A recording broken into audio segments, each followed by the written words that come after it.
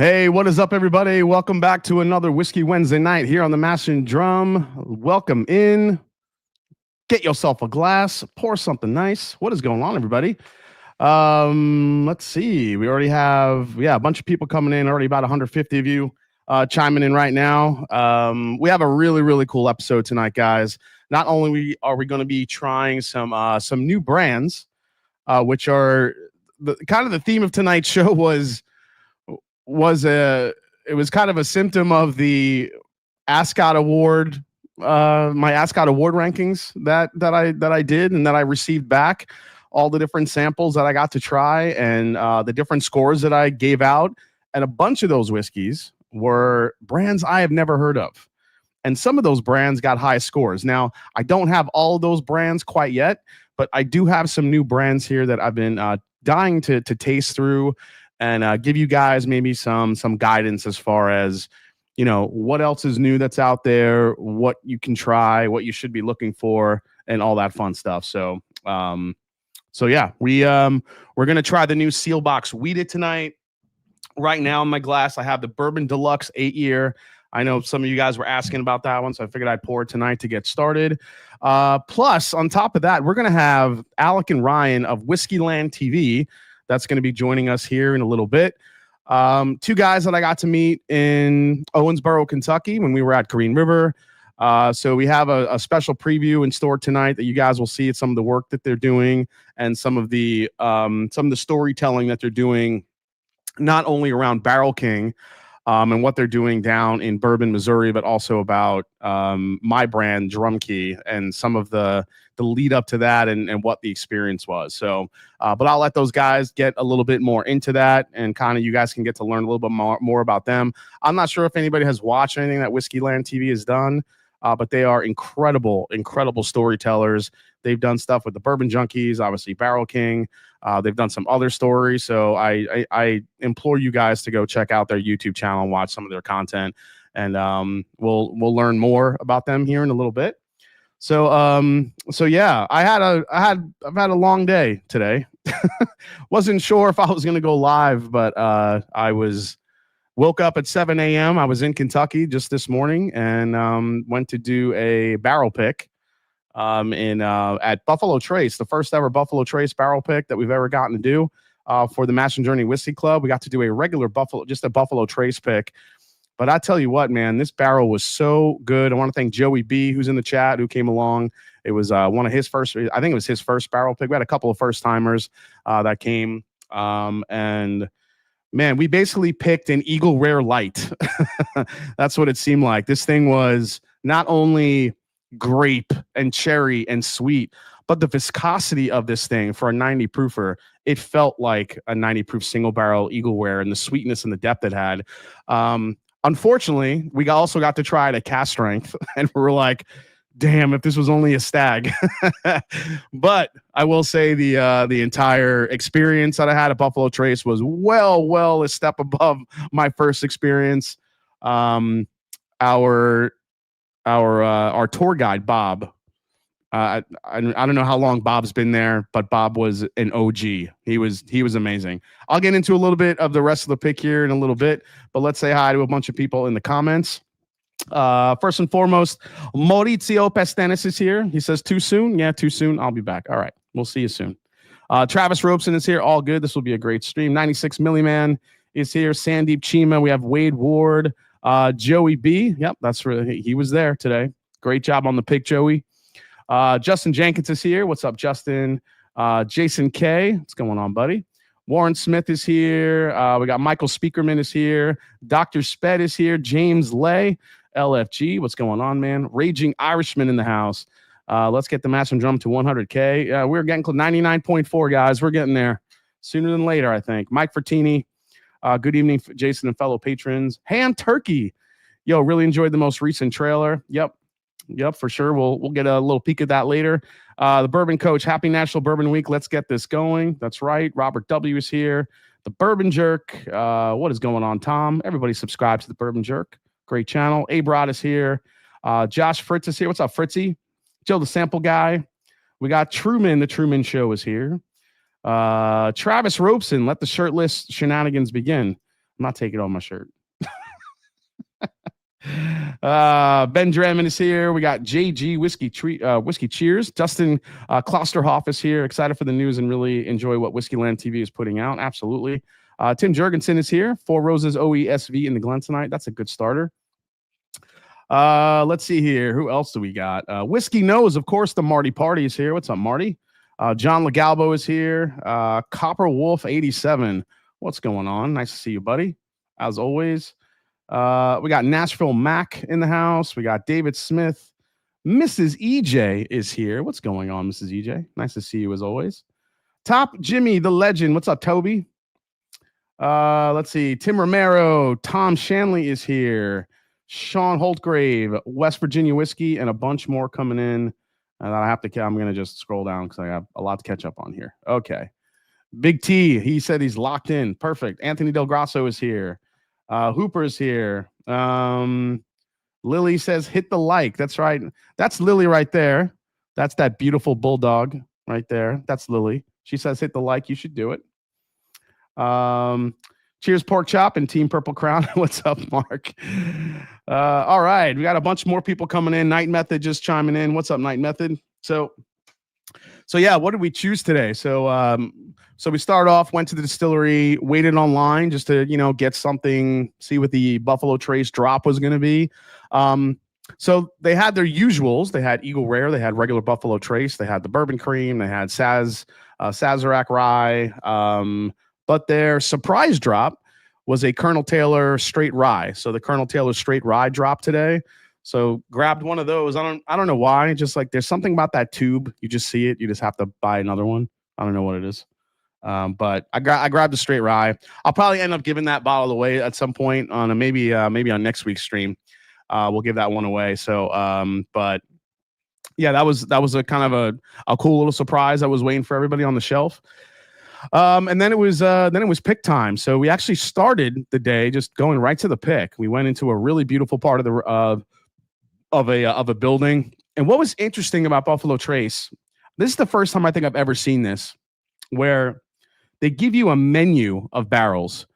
And my menu's upstairs. I didn't bring it down. I should have brought it down. Or I think I have a photo of it, but anyway.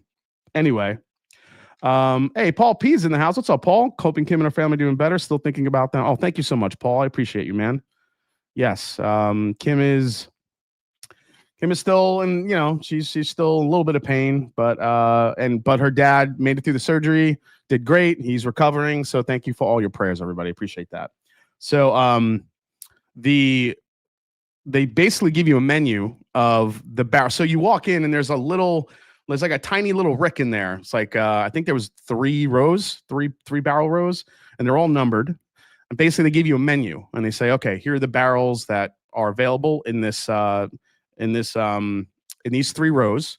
Some of them have been chosen, but you guys can pick any four you want based on the stats that are on the sheet. So you're kind of looking at this menu. You're like, what do we even do? So we actually left it to the pick team. We had four guys that were there for the first time, including Joey B. And we had Roger there and a couple of others, and basically we just kind of let them, like, what do you guys want to do? So they ended up picking out so all of them were over 8 years old, which was really, really cool. And basically they were going to thieve them and pull them down. They chose two barrels that were actually sister barrels. We got Top Jimmy gifting 10 Master and Drum memberships. He's always dropping gifting memberships. So thank you so much, Toby. If you got a membership, go for it, guys. So give him a big thank you. So we get that. They take the samples, proof it down. They do it blind. We don't know what barrel's what. They bring it over. We got to taste through them. Basically, two of the barrels were kind of easy. These aren't doing it for us. But the other two that we tasted, 2 and 3, were absolute grapey, cherry, vanilla, like all the great stuff you love about Buffalo Trace. And barrel number 1, which was one of the selections, ended up being the one that we went with. It's 8 years, 4 months old. Rickhouse. I forgot the Rickhouse. I think it's a K Rickhouse. It was the only K I think on the sheet. I think that's why they chose it.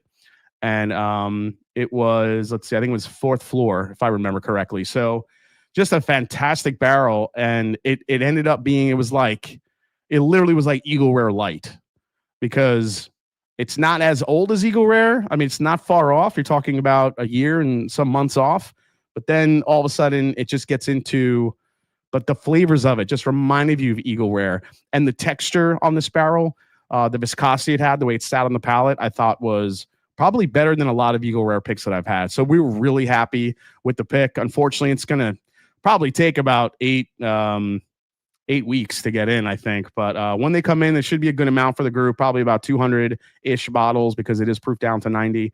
But we don't know how much liquid is in that barrel, obviously. So our luck, we probably picked a short barrel, but hopefully not. So hopefully it's nice. Oh, there's Joey B.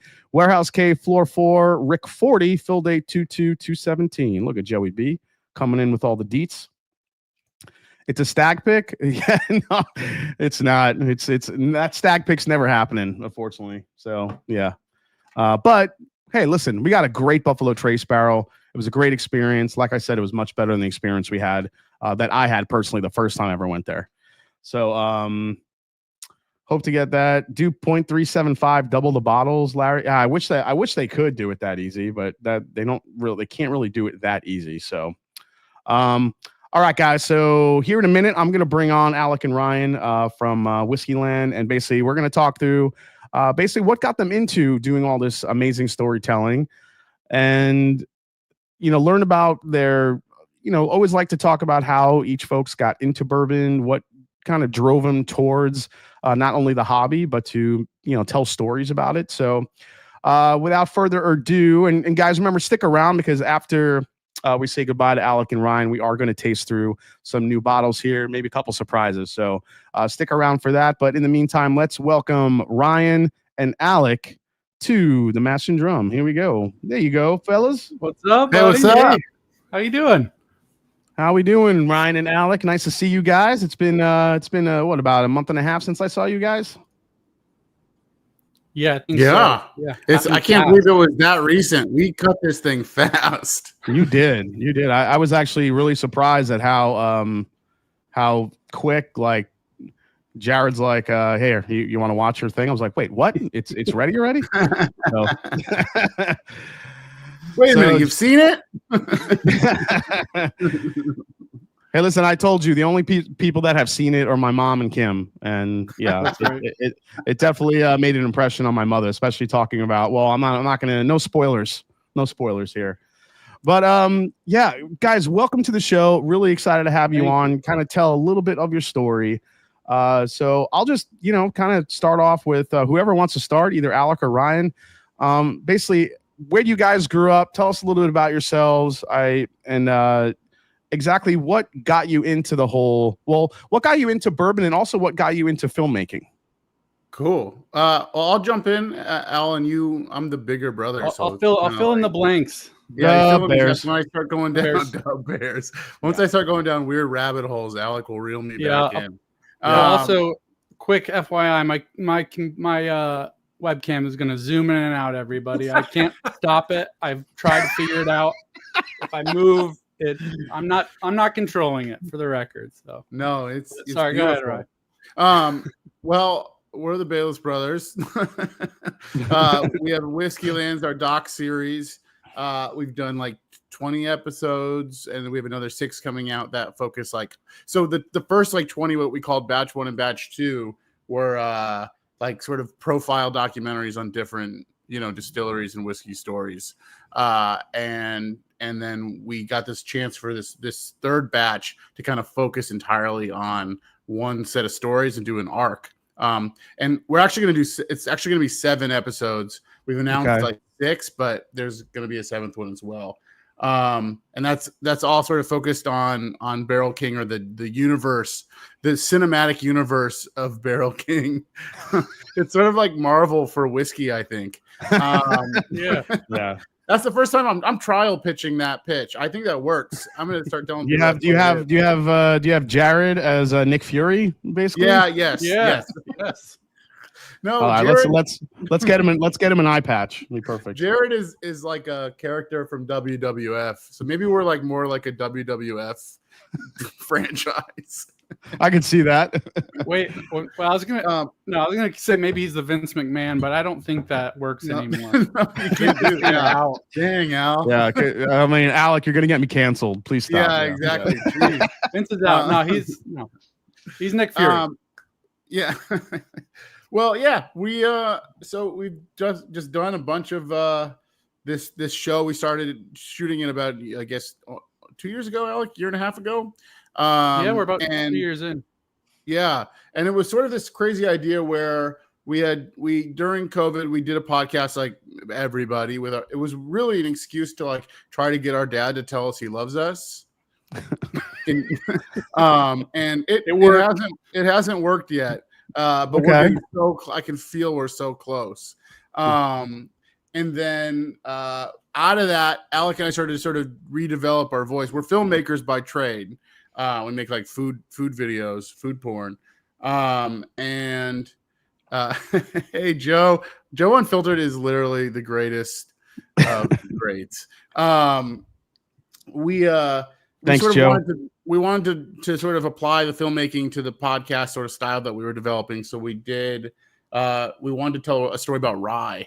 And so we did Fire, Water, and Grain, which was this like film about Empire Rye, which is like the New York style rye. Yeah, Empire Rye. Yep. And we realized it was like literally happening kind of in our backyard. And so we got really into that. But what we did was we did all these fun interviews. We told the story. We got really nerdy with it.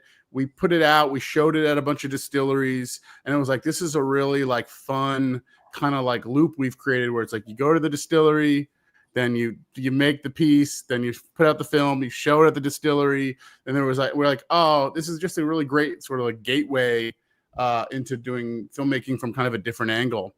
But what Fire, Water, and Grain didn't have, I think, was like our voice, like literally our voice. And so with Whiskeyland, Alex I was in a bathtub.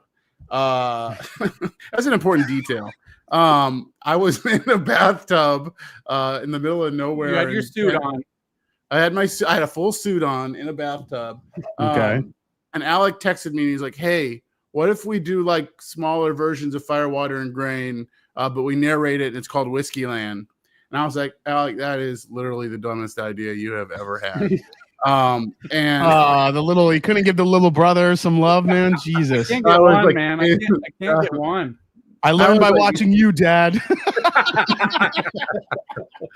And I was like, actually, it's because he was going to Disneyland all this time. And I was like, it's just a Disneyland ripoff.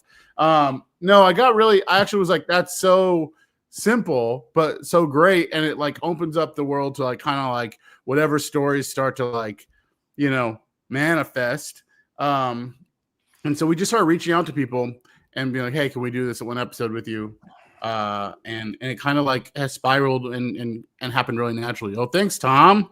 That's great. Tell them that they the Empire Rye folks, because no gratitude. No, I'm just kidding. No, they've been really, all those people are great. But yeah, so that's my sort of our way into Whiskeyland was like podcast, then Fire, Water, and Grain, and then Whiskeyland. And then Whiskeyland has been the first, like you'll see these first like two batches are, they're each their own kind of thing. There's some through line because it is our story. It's us on the road. But it was really fun in this new batch, which you're in, of course, that like we got to like concentrate the story a little bit in a place and start to like let deeper storylines happen. And the access we had at Barrel King is unprecedented, just in terms of like character and also just literally access to the distillery. Like it was like prisoners who got to take over the prison. That's what I sort of see it as. I mean, I can see that happening quite a bit, but there's sometimes when material just presents itself, and I feel like Barrel King is kind of it's like the perfect mix of just like family chaos and whiskey chaos at the same time. Yeah. And like seeing that coming together, and you kind of throw Jared in the mix and all his ideas and everything he wants to bring, and he really wants to kind of change the game a little bit. And you guys have been there to kind of tell that story. Alec, from your perspective, getting into all this, what have you kind of seen along the way since you presented that idea to Ryan in a bathtub? Well, Alec wasn't in the bathtub with me, just to be clear. We Okay, were both in the tub, being brothers. No, it's come a long way, and it's I've learned a lot about myself, I guess. You reflect a lot, and we've heard a lot of beautiful stories along the way, and it's just been really enriching, I guess, is the word I'd use. Like, it's very fulfilling work, I guess. And yeah, it's just been like a joy, and it's gotten momentum, which is really cool. All right, so tell us about your love of bourbon. Was this born from the Empire Rye, the Fire and Water? Did you guys get into it before that? What was kind of your gateway, and where are you now in your I guess your love of whiskey and bourbon? Alec, yeah, I mean, for me, it started with old fashions, drinking with Ryan. Honestly, when he was in New York, he's 7 years older than me, and so when I got there, he was like, "This is Woodford Reserve. This is Maker's Mark. You drink old fashions. You go to these cool cocktail bars, and that's what you drink Manhattans and old fashions." And I was like, "Okay, sick. Let's do it." And yeah, and then that was it for a long time, and then. Yeah, COVID hit, and our dad got really into it. And then we were like, we know the perfect gift to give him for the first time ever, because it was always just like Home Depot gift cards, or like, something like, or like a bear sweatshirt, which you can't have enough of. But yeah, and then we like really connected with him. We were talking on the phone, like we called it a podcast, but it was really just conversations with our dad during COVID over a whiskey. And yeah. Okay. Thank you. That's a great idea. That is not We're on my trying mind. to do that. I would love to do that. I think that a physical location would be the coolest thing ever. Oh yeah, Whiskeyland amusement park where people drink bourbon, absolutely. and where people drink bourbon and then they get on rides that spin them around real fast. Yeah, and then they throw up everywhere. Like that'd be great. Tattoos and stuff that you regret the next day. Yeah. But then it sort of it became this great way to have a conversation with our dad, and then our brother joined, and then our uncle joined, who's my dad's best friend. He's not our actual, but he's Uncle Timmy. And then we all like started going to Louisville together, and it became this like amazing thing. We call it like a men's group, or some people say whatever they call it. It's like when they getting together with their community. I call you guys my boy toys. Yeah, so for Ryan, we're his boy toys. But okay, it became It became this really amazing thing. Like, we never planned trips with our dad and our other brother and our boys, and go do this thing that we all like got really passionate about. So, I mean, I'm sure a lot of people have the same experience, but like once you get bit by the bourbon bug, it's sort of over for a while. And so, yeah, we just started bourbon and family, for real. That's really what, Aaron, that's what the show really truly is. Like, it was like, this is just a way for us to like show this connection that we've got in our family, and using bourbon as like, I've described it as like, it's like a Trojan horse, kind of like, where it's like, you're like, all right, I like bourbon. We'll retell some bourbon. We'll talk about this distillery. And all of a sudden you're like, wait a minute, I miss my grandpa. What is that feeling? Yeah, Fire, Water, Green, one of the best whiskey movies. Spent a great day at the Copper Sea because of that film. Oh, that's great. Copper Sea is the best. Yeah, I mean, I also think, Al, to build on that, we had a couple years, well, it's been like 10 years now, but about, I guess, almost a decade ago, we shot this film in Louisville before like whiskey was really having this like kind of like national kind of resurgence, and we stayed at the producer was from there, the director was from Louisville, and we stayed at his house, and like people wanted to like because people were so nice there, like all the neighbors were like bringing food over and like dishes I'd never heard of, or dishes you'd only get at like church, or you're like, I don't know if I'm supposed to microwave this salad or not. Which we did. But people were also dropping off really nice bottles of bourbon. And so that was really like the first time where we started to like I think there was a bottle of Stag or Weller 12 or something. Weller special, the green label Weller, and then someone had a bottle of Old Rip that they were like storing away in a backpack and giving people sips of it that someone's uncle brought.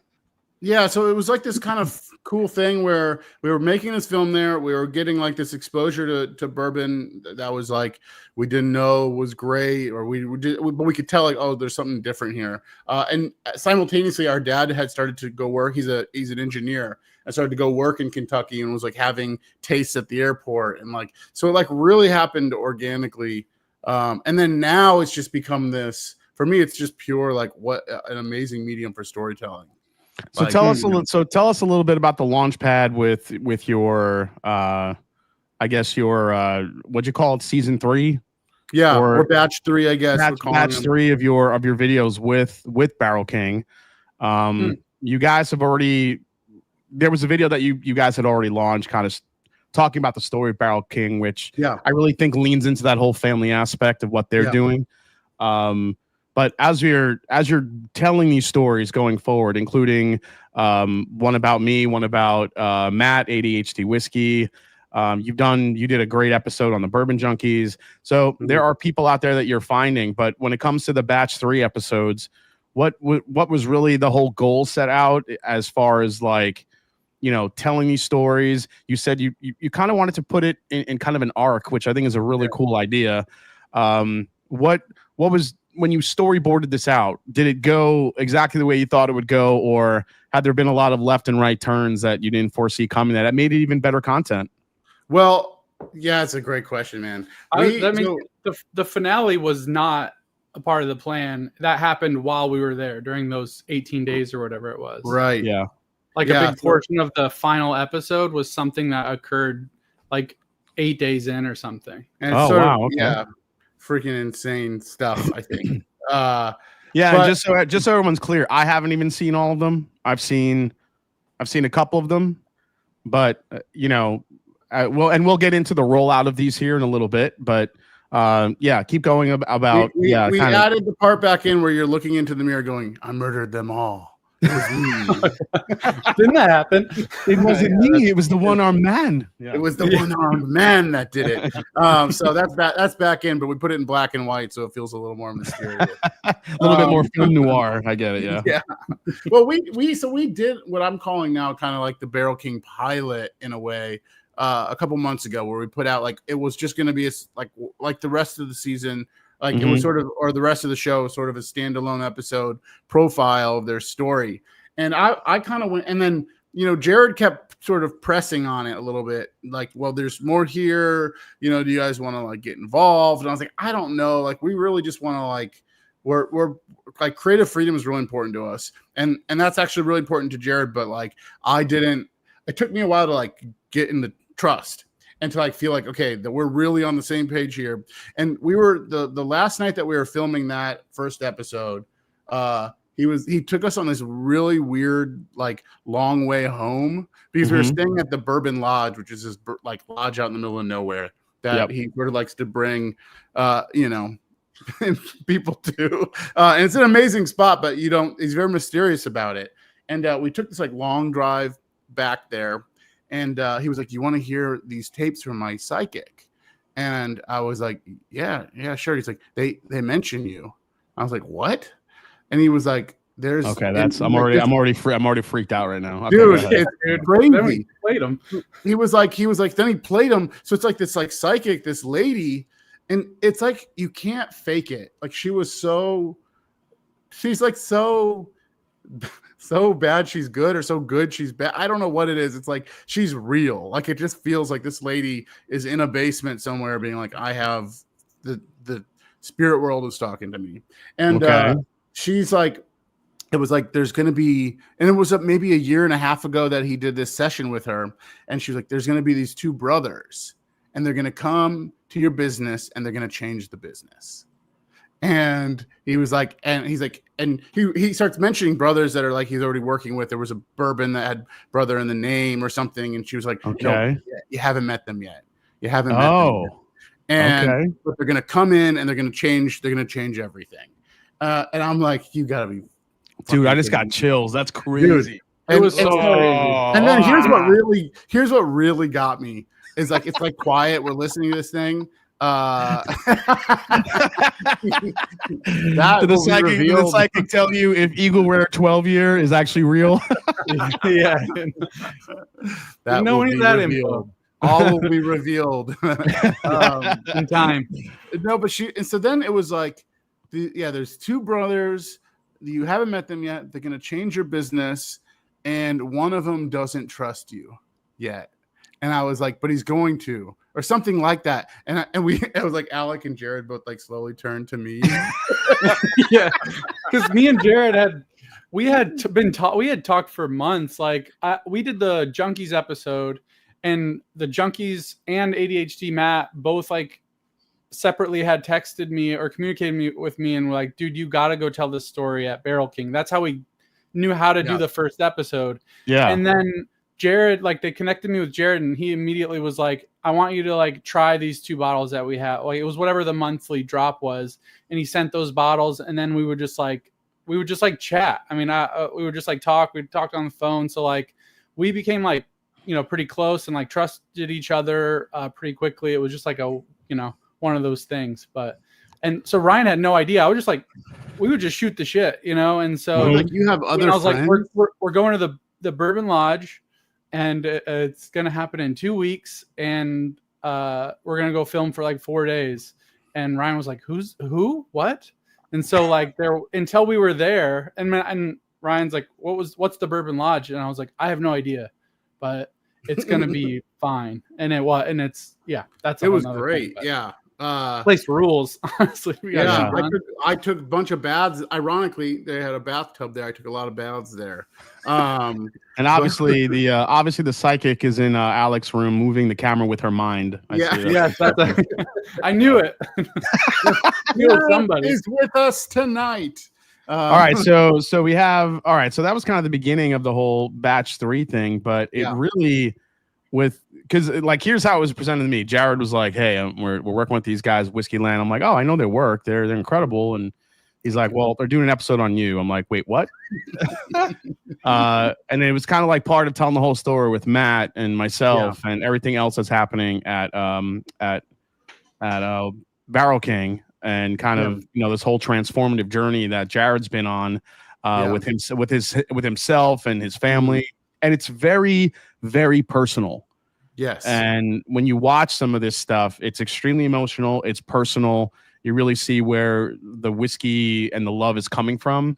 And I mean, you guys asked me some interesting questions. We kind of got into some answers about my family, which obviously got me a little emotional. But when you're kind of getting into that and telling these stories, did this whole series turn out what you thought it would be, or did it take a whole nother direction? I think it went deeper than we thought. We kind of knew when we did the first episode, the initial one, that what the kind of main characters were going to be, or like what our ingredients were to sort of think about it like a blend.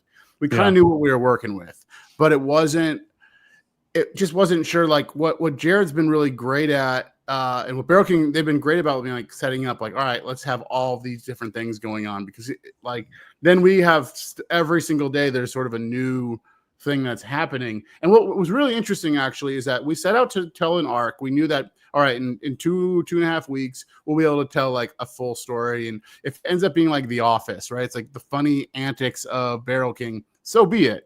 But like, let's try to get deep. And like in the interviews, let's like really have sort of high expectations. Let's dig in. And everyone kind of agreed to that. And what's cool, I think, is this first episode out that you're in was actually the last day of filming the whole thing. And it just felt immediately like we have to launch with this. Like, this is the story, because it kind of like, I don't know. I feel like I don't know if summarize is the right word, but it's like the thesis statement for what's going on over there, which is like the bigger picture. It's not just Barrel King picking barrels and doing blends out of Bourbon, Missouri, but that like there's like a gathering of kind of like-minded people, or people in this stratosphere that want to do something a little bit different, and like you're a unique character in that world. that is got a really specific voice. That Jared, obviously, you guys have set up your relationship, and like so that became clear to us. I think that like if we launch with that sort of shows like what they're trying to do. And then we can kind of go back and be like, but this is sort of the build up to that, or what's going on around it, or like the more and the way we sort of tackled the episodes. And Al, obviously jump in, but the way that we tackled the episodes was like we each sort of take one, and we kind of were able to articulate exactly the ones we wanted to do. And mine that I've sort of like voiced and cut together were the stories that were like kind of outside Barrel King a little bit, like the more like existential or like both emotionally and quite literally outside of Barrel King. Yeah. And Alec handled the stuff that was like a little more internal Barrel King. And so the structure like naturally unfolded. Like we had ideas for themes. Like we were on the airplane. Yep. We were drinking and as we do, and we were like, oh, what about this theme? And Sid is this kind of person. So we could kind of, maybe there's a theme there, or Rox had that going on, or Jared's got this and Rachel's got that. And we can kind of like, so we started to like have ideas for where to turn the light on. You know what I mean? Yeah. But it makes sense. But it was really like being, oh, go ahead, Al. I'll just like for yours, Jason, it was like Jason C goes to Green River. Like, and then we were going to connect it. I don't remember what and then we wrote like a theme under that, like whatever it was, but like, that's kind of, and even that day when we got there, just meeting you guys for the first time, walking around, just seeing how you work. And I can almost like see it unfolding. Like, man, this story, I see where they're going with this already. And I was the one, in front of the camera, and I don't know. It just felt. And then when I saw the episode, I'm like, man, this is going to be something different. So I'm super excited for people to see the series. What's the rollout going to be for this, guys? Like as far as premieres and all this fun. Like, so if I'm the first episode, when is the first episode dropping? So this Friday, 6 p.m. This Friday, 6 p.m. This Friday, 6 p.m. Your first. ADHD Whiskey is second. Next Friday, we're just gonna go every Friday. We were gonna skip 4th of July, but we had enough great footage in a few days that we did that we actually placed something there. So then it goes Sid and Dara's episode, which is the average drinker, and Sid made the Mile Rye blend that they just put out. Barrel King just put out, and then there'll be this 4th of July kind of episode. That's still formulating. And then Matt Bunch, who's works at Barrel King's an amazing dude, and we sort of follow his story, and like his collection is super cool in his basement. So like we went over to his house and like hung out and like just walked through his collection. And then the 2 episodes after that, I'll keep them a little bit mysterious because the one is like super emotional, like in just like it's like a tough topic, but from the beat, like we owe so much to the people like we're speaking to or that are on camera, because like, you met us, we spent a couple days together and we had some meals and stuff, but like being the willingness to being vulnerable and open, like allows us to make what we're making with this show, and so quickly. So, but yeah, then that episode has a lot of that too, like, and then the finale as well. So there's they sort of increasingly get more I don't know. I don't want to say more emotionally rich, because I feel like we start off really, really strong, and you tell a beautiful story in your episode. But and then the finale, whatever that means. So 7 weeks basically of content. I hesitate to use that word, but sub for the episode when it's like we'll get her on the phone. We got this psychic working. Seriously, we're gonna find her. We're gonna have her on the episode, and she's gonna freak us all out. Oh, that would be good. So here was the interesting thing, and I remember when I watched my episode, and there was a moment when I was there, and we kind of toured, we tasted the barrels, we did all of it, and you're like, let's go downstairs. We want to ask you some questions, do a little bit of an interview setup, and you guys will see the full interview, but. So I'm not going to reveal anything that happened there. But there was a moment when I sat in that couch, you guys put the lights on and the camera was on me, where there was a realization by me personally where it's like, okay, so I'm in the spotlight. This is happening. I need to do something special and unique with these barrels and this whiskey, tell a story with each and every release, and make sure that everything that I put out, through Barrel King is an absolute monster of a whiskey.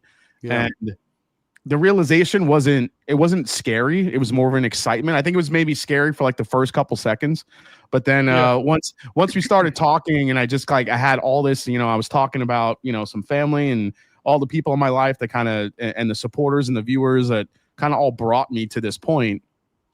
It just kind of hardened my resolve in creating, exactly what I want and bringing these things to the table. And then it actually secured a little bit more of my my faith in Barrel King. Not that I ever lost faith in Jared or Barrel King, but it's a scary thing. You sign a contract and you hope it works out, and you just want to do right by it, and you want to make sure that you're doing what you can to kind of fulfill your end of that bargain. And it's it kind of secured my entire let's fucking do this. I was ready. I love. I think. Oh, go ahead, Al.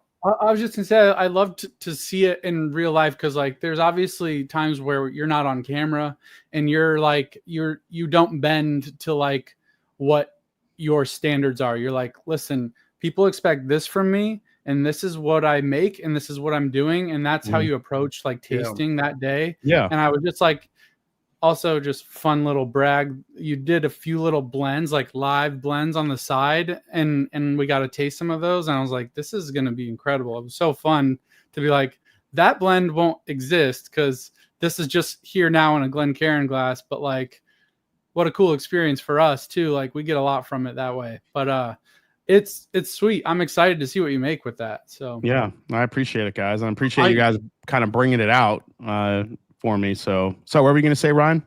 I was just going to say, I think that it's what's cool is that to your point about it, the Barrel King thing, and what I think Jared and Rachel want out of Barrel King is this I use authenticity. I hate that word because I think it's been co-opted a little bit, but they want something raw and real, and that's the demand of the whiskey itself, right? It's I want something that's going to be next level.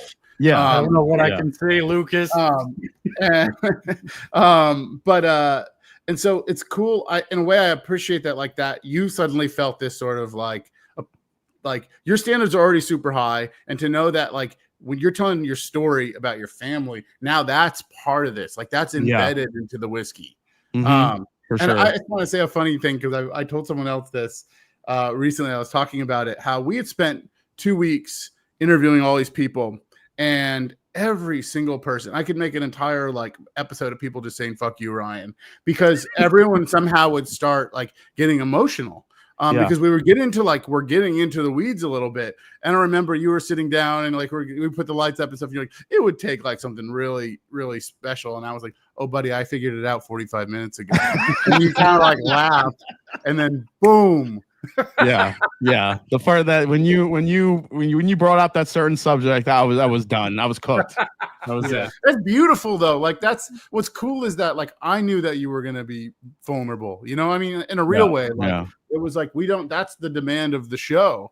And as people will see on Friday when the episode drops, you'll see why and what we're talking about, and why this talking about certain things, how it kind of drives the passion and the want to do things the right way. So it's going to be cool. So we're gonna play a quick preview of Friday's video. So thanks to WHISKEYLAND, ALEC and Ryan, for providing kind of a 30-second trailer that you guys can watch right now for Friday's episode, dropping at 6 p.m. Eastern time. Yes, sir. Yes. All right, so 6 p.m. Eastern time this Friday. It's only a couple days away. So here you go, guys. Here is the preview for my episode launching this Friday on WHISKEYLAND TV. Check it out. It's it's so good. I am saving a special bottle for those occasions, and this would be one of the bottles. Oh, I see where you're going. Oh, yeah. Now, if I told you this story from the beginning, you would never believe me. So we need to start here. And now. What's happening now has just been a whole nother roller coaster of success, emotions, and just everything kind of wrapped up into one. Well, there you go. Pretty quick preview, but just to give you guys a little bit of a peek behind the curtain. Hope you guys are excited. So yeah, and like you said, guys, mark your calendars for each Friday for the next few weeks here, as Whiskeyland is going to be dropping all these episodes to tell this one big story, this batch number 3. And I can tell you guys that just seeing these guys work, it's going to be quite a ride and some extremely amazing content. So I can't wait to see the finished products, guys. I really can. Thank you. Thanks, We're man. Appreciate so you. proud of it. Yeah, we really appreciate it. We're so glad you were part of it. And Yeah, it's thank you for being. Yeah, just diving in seriously, with us. it's a huge platform for us to be able to talk about this thing that literally I was sitting in the bath for, and I texted me, and like, we're just these like brothers who are curious and love whiskey, and so like we desperately need or hope to have the audience that will be part of this story, because it was very surprising, and obviously it's been foretold by the psychic that it's going to blow up. So that's all of your responsibility now. To prove that scenes from a bathtub. I see how it works. Scenes from a bathtub. No, I just think like I literally became a member of Barrel King after we shot the series. Oh man, I don't blame you. I mean, some of the stuff that they're doing, and when Jared and I talked about this, access to my blends through them and also through my Patreon, I think it was kind of paramount. We'll see where that goes, but we are definitely already have some great things in the pipeline and in mind. And you guys got to taste just kind of a makeshift blend, and that I put together in about a minute. So. It was so I can't wait to see what I can do when I have some time to think about it. Oh man, dude, you're pulling from such good stuff. Yeah. Is it still in the works? How do you, if I can ask that real quick, how do you approach that mentally? Like, do you sit with it? Do you taste more stuff again? How does that go for you? Yeah, I mean, it's Green River gave us some barrels to taste through, but that's not always what you're going to get in hand.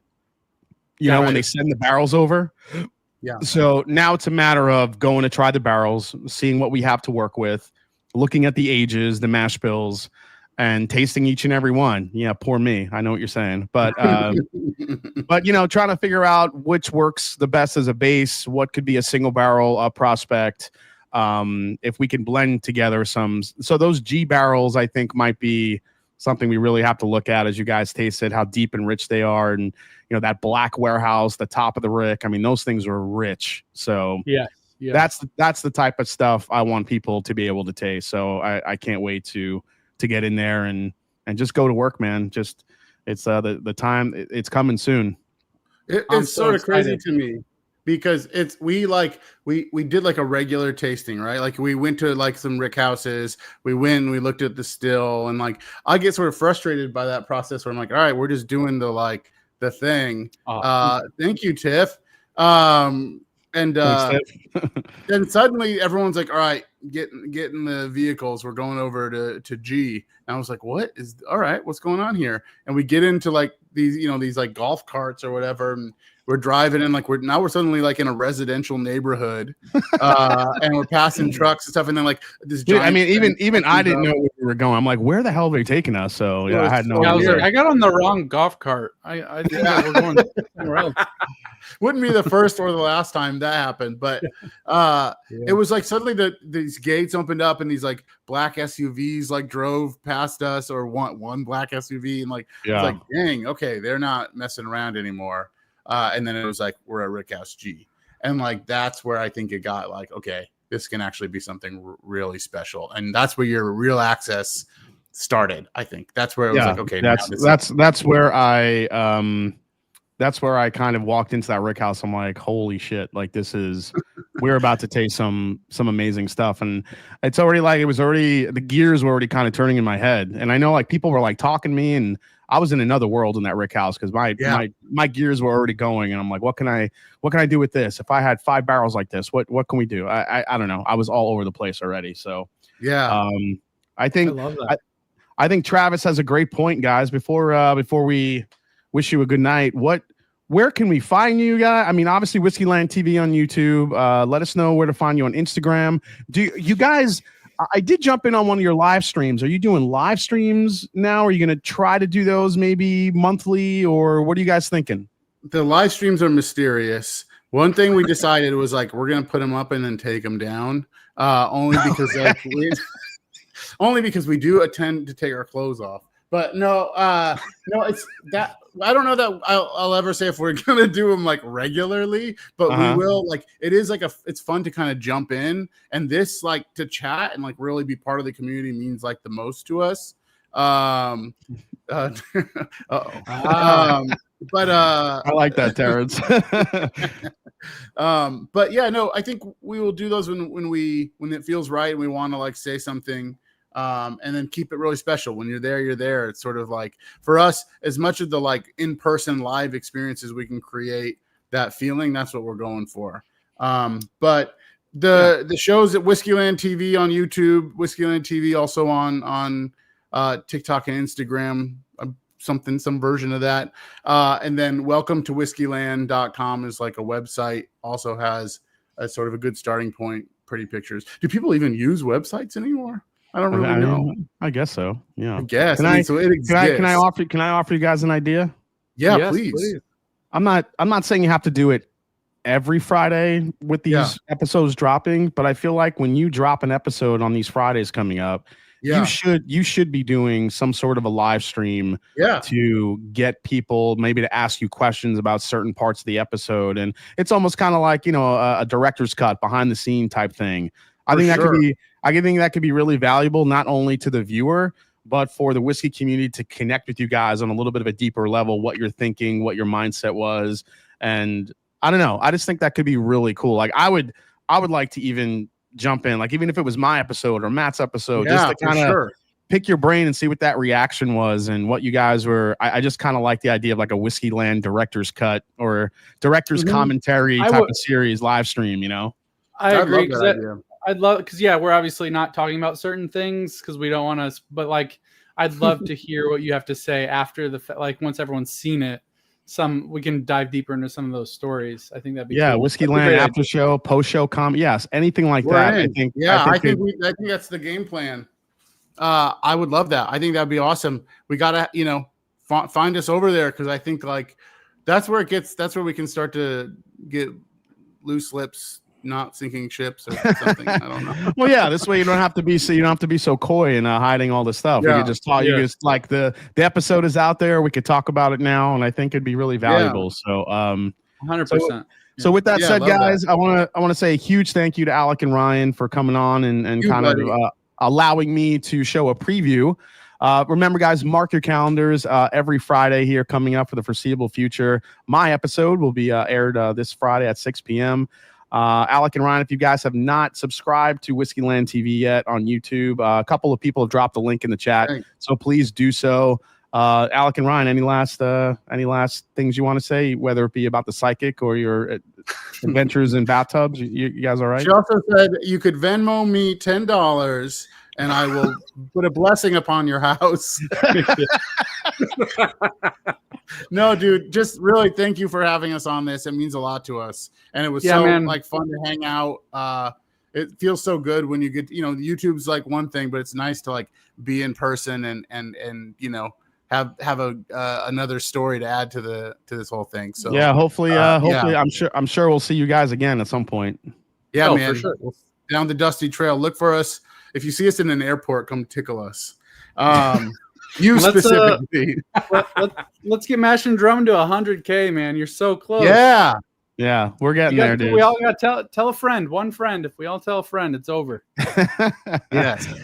All right. I appreciate that, fellas. Guys, safe travels. I'm really looking forward to the episode Friday. And again, I can't say thank you enough for getting the most out of not only me but everybody and making these beautiful connections in the whiskey community with with the people that are a big part of it. So thank you Yeah. guys. Thank you. Appreciate We you, really man. appreciate it. All right, guys. Cheers, and we'll see you See ya. soon. Hopefully, we'll see you on a live stream soon. Take care, guys. Yes, sir. Bye. See Bye. ya. Cheers.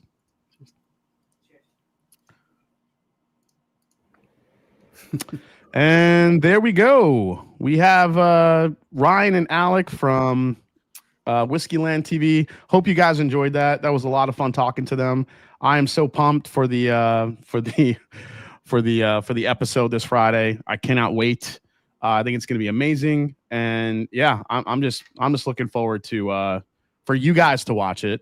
Oh, you're very welcome, Ryan. Just texted in the chat. So thank you so much.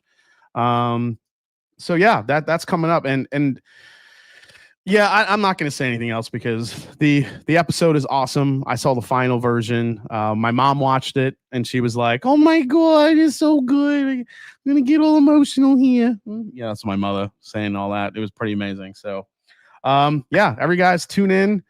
Oh no, I'm not going off air. We got whiskey to taste, guys. We got news to talk about. So let's dive in already. Let's see here. Want to make sure that's working because we're gonna be tasting some new bottles here, some new brands that I haven't really gotten to. Want to make sure the bottle cam is working here. No, not yet. Bottle cam. There it is. Bottle cam's working. Okay.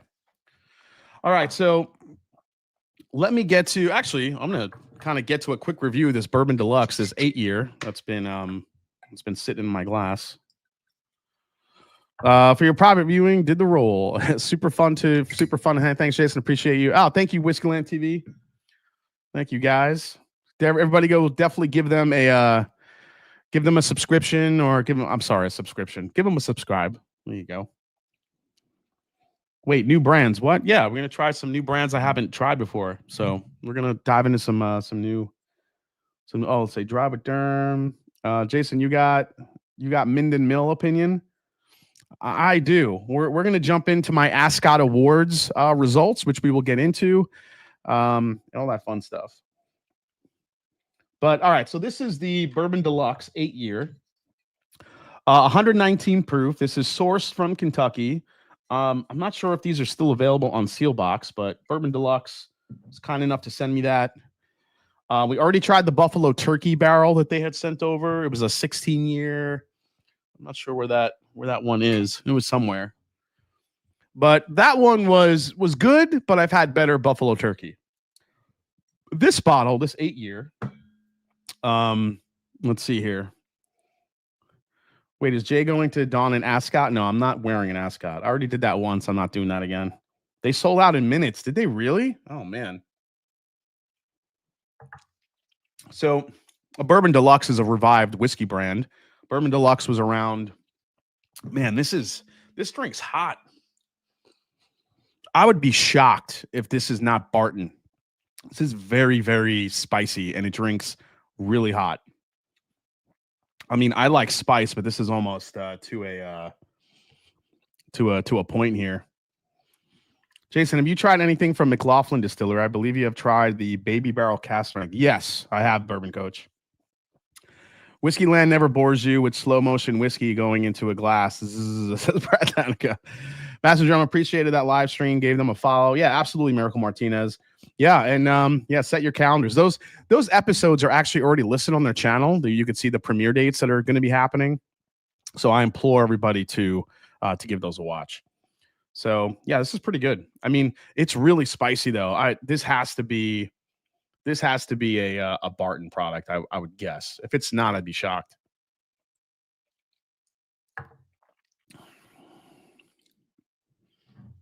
Yeah, and I wish the preview was longer. They gave me 30 seconds to show, but you guys got the gist. All right. I'm going to crack open this Sealbox 8-year, this Weeder, real quick. So this is an interesting release from Sealbox. So this is the Sealbox Weeded Bourbon, and it's $50. It's a $50 bottle. Let's get the bottle cam fired up here. There we go. First bottle cam of the night.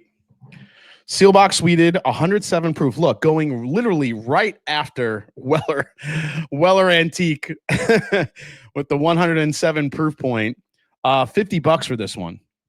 $50 for that. Let's see. The release isn't about what's rare or expensive. It's about what's right. The kind of bottle you open often because it delivers every time. It's the return of a great daily drinker.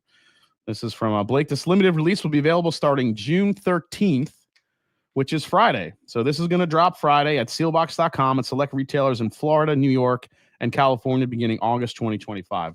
Let's give it a go, man. Where did I put it? Oh, it's right here. Dig That Sealbox is putting out a nice budget weeder at 107. Yeah, I'm just curious how this is gonna, maybe we'll stack this up against Weller Antique. I don't know if Blake is gonna like that, but I'll tell you what, Blake, if you're watching, these corks in these bottles do not want to come out. I'm not sure what's going on with these corks, but we'll see if this is worth the $50. You guys might be able to grab one here on Friday. ASMR whiskey pouring ambiance video. Yeah, sorry if I got a little too close. Blake probably has 150 bottles. Cheers. What's going on? Penelope Weeder blind against the seal box. Oh, I could grab the Penelope. That's actually a good call out because that's another good budget one. Look at Marty with the ideas. Marty. Where is it? Is that it back there? Oh, I got it.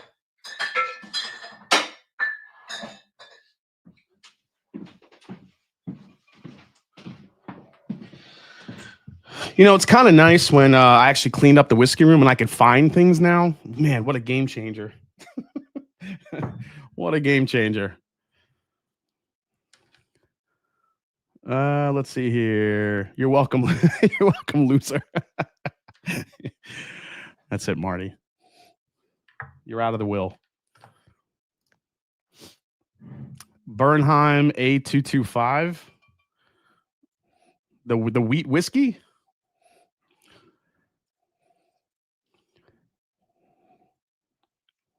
Man, that smells like, wow.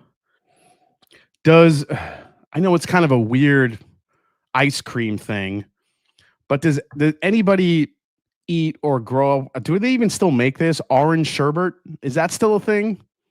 Orange sherbet, you guys, is that a thing? I don't know why that just popped in my head after nosing this, but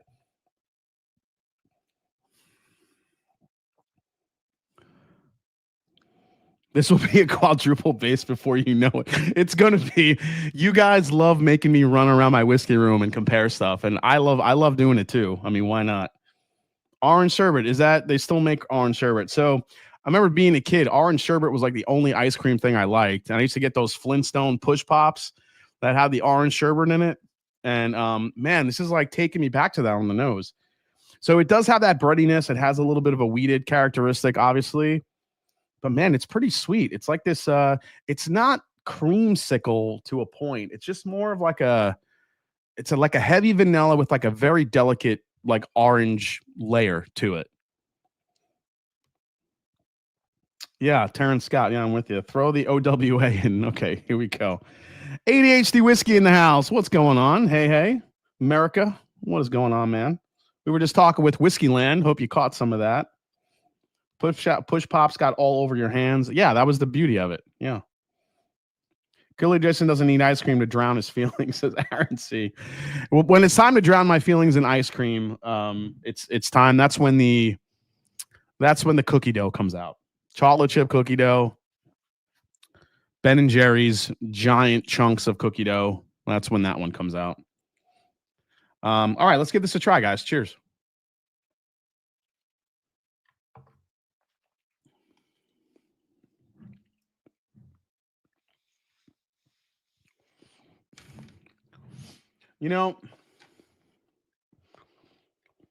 I mean, he's preaching drinkability here, and yeah, I think that's what this is, man. You talk about a very drinkable, easy sipping.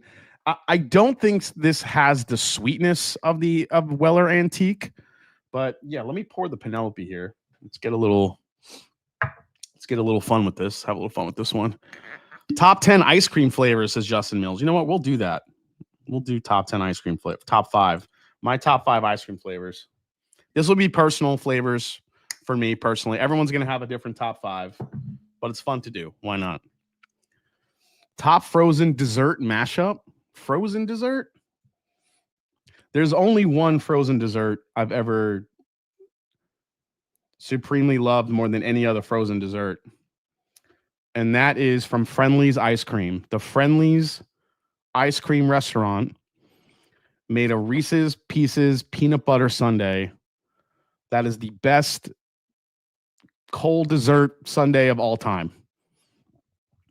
Loads of like vanilla ice cream. You could get it with chocolate ice cream, whatever you want, or a mix of both. Drenched in like this melted hot peanut butter sauce. Fudge topped with Reese's Pieces candies and broken up Reese's Pieces peanut butter cups with whipped cream, and then more fudge, and then more peanut butter sauce on top of it. That's the greatest Sunday cold dessert ever. I don't care what anybody says. JG says, stop, I'm on keto. That was, yeah, it was diabetes. That's why you only ate that thing when you were a kid. But that was the greatest sundae ever conceived by man. I loved it. That's fire, Jay, right there with the Reese's Blizzard. Oh, there you go. Yep. Central Coast Bourbon Bros says common, bro. Common. What's common? Brussels sprout swirl. Randall Erickson. I just threw up in my mouth a little bit. Yeah, tons of Friendlies have closed. There's a few left on Long Island that I know of, and it's kind of sad. I grew up with Friendlies ice cream, and that Sunday was like the big, like after like Little League games, you'd go to Friendlies and you'd get that Sunday, and it was amazing. Okay. I'll tell you what, the seal box on the nose wins against the Penelope. The Penelope is almost a little bit too delicate.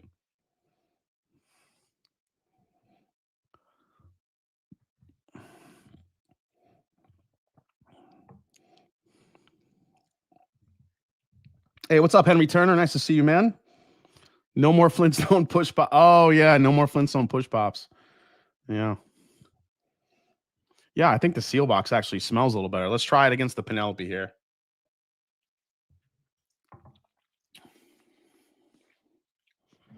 You know what? The Penelope has the sweetness on the palate for sure. Not so much on the nose, but that sweetness factor is really amped up a little bit on the Penelope. A little bit of like a, sweet tart, pixie stick type deal. A little bit of spice, like a slightest hint of like a bright fruit note on the Penelope as well. It does have that weediness. That grain is there, but it's a nice, like, I love the Penelope weed. I think it's a great release, really affordable weeder from them. Let's go to the steel box.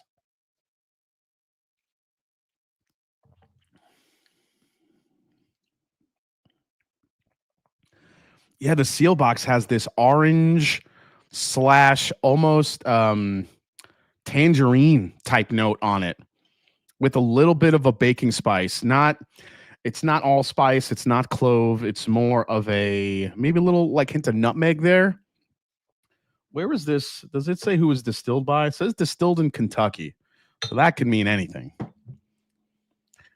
Like if I'm guessing just off the profile, I would think that this is possibly Green River or Bardstown distilled because of that orange, tangerine, borderline peachy note that we've been tasting here from Green River and Bardstown for a little while now. So that would be my guess. But I mean, I don't know that for fact, but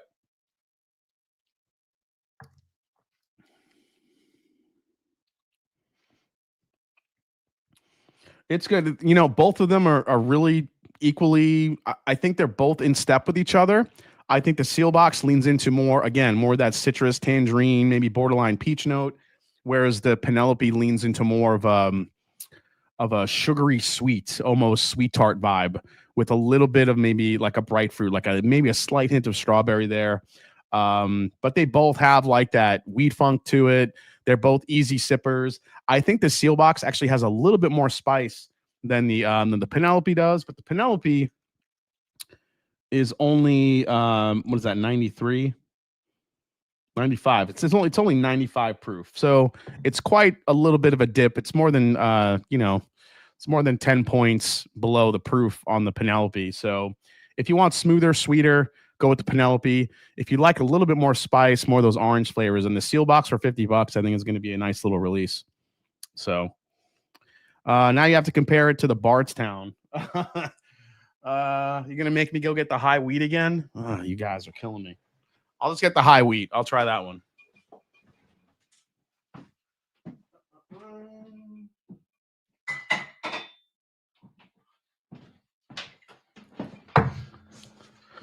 All right. I know, darn, I have to drink more whiskey.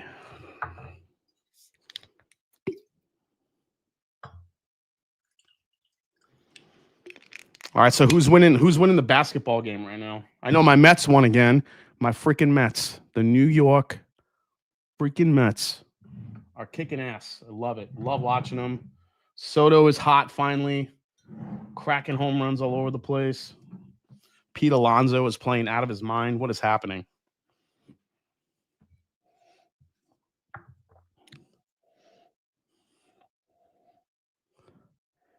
It's close. Oh, it's a tie? Okay.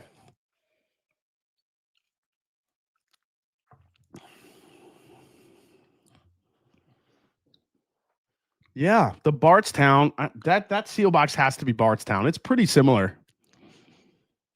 74-70 Pacers now. Wow. Okay. My M's and I are in a slide, says Terrence. Judge with another home run, too. You know what? Freaking Judge. He's so annoying. Jason, is that the Tattersall Rye? No, it's actually the High Rye Bourbon. High Rye Bourbon will be tasting tonight. So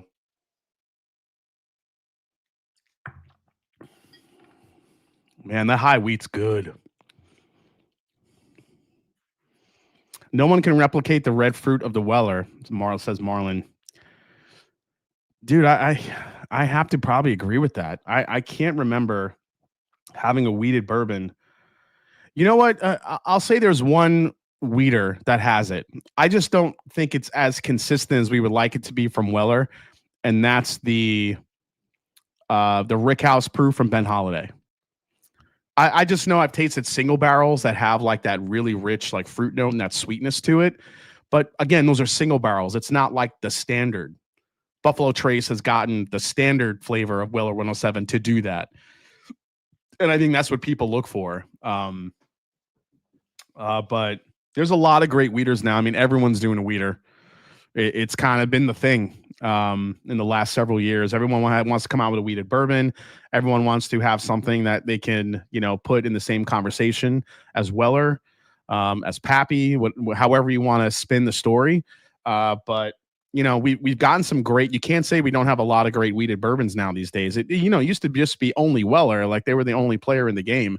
Now we have a ton of people making wheated bourbons. You had MGP making great wheaters too for a long time, but they never got really the recognition that Weller and Pappy did, and William LaRue Weller and all those other wheaters. So obviously you had a lot of wheaters back in the day that were very popular, but they kind of went away. And then, we saw some come back, but I need some more age on these wheaters. Yeah, I think Nathan too. I think we'll see that.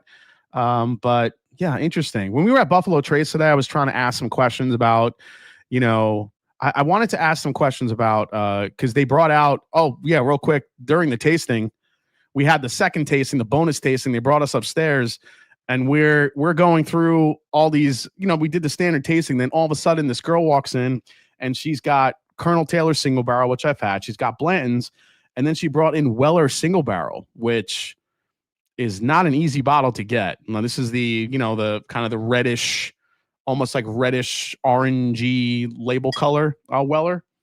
And she brought that one in, and we're like trying that one. We're like, wow, this is actually really spicy for a Weller. But then everybody loved the Colonel Taylor single barrel over all of them. So I had to ask him, like, what's the difference here between the Colonel Taylor single barrel versus small batch? Is it because I've heard rumors that it's actually higher age Colonel Taylor, the single barrels? And he said maybe it was at one point, but no. He's like, right now, it's kind of like what they do with the single barrel program, where they taste through all these lots of bourbons that are around 7, 8 years old. And they kind of hand select certain ones that are better than others, and those become single barrels. And that's basically what Colonel Taylor single barrel is. I had heard so many rumors that Colonel Taylor single barrels were actually a little bit older than the small batch barrel batches, but apparently that's not the case. Maybe it once was, but not anymore.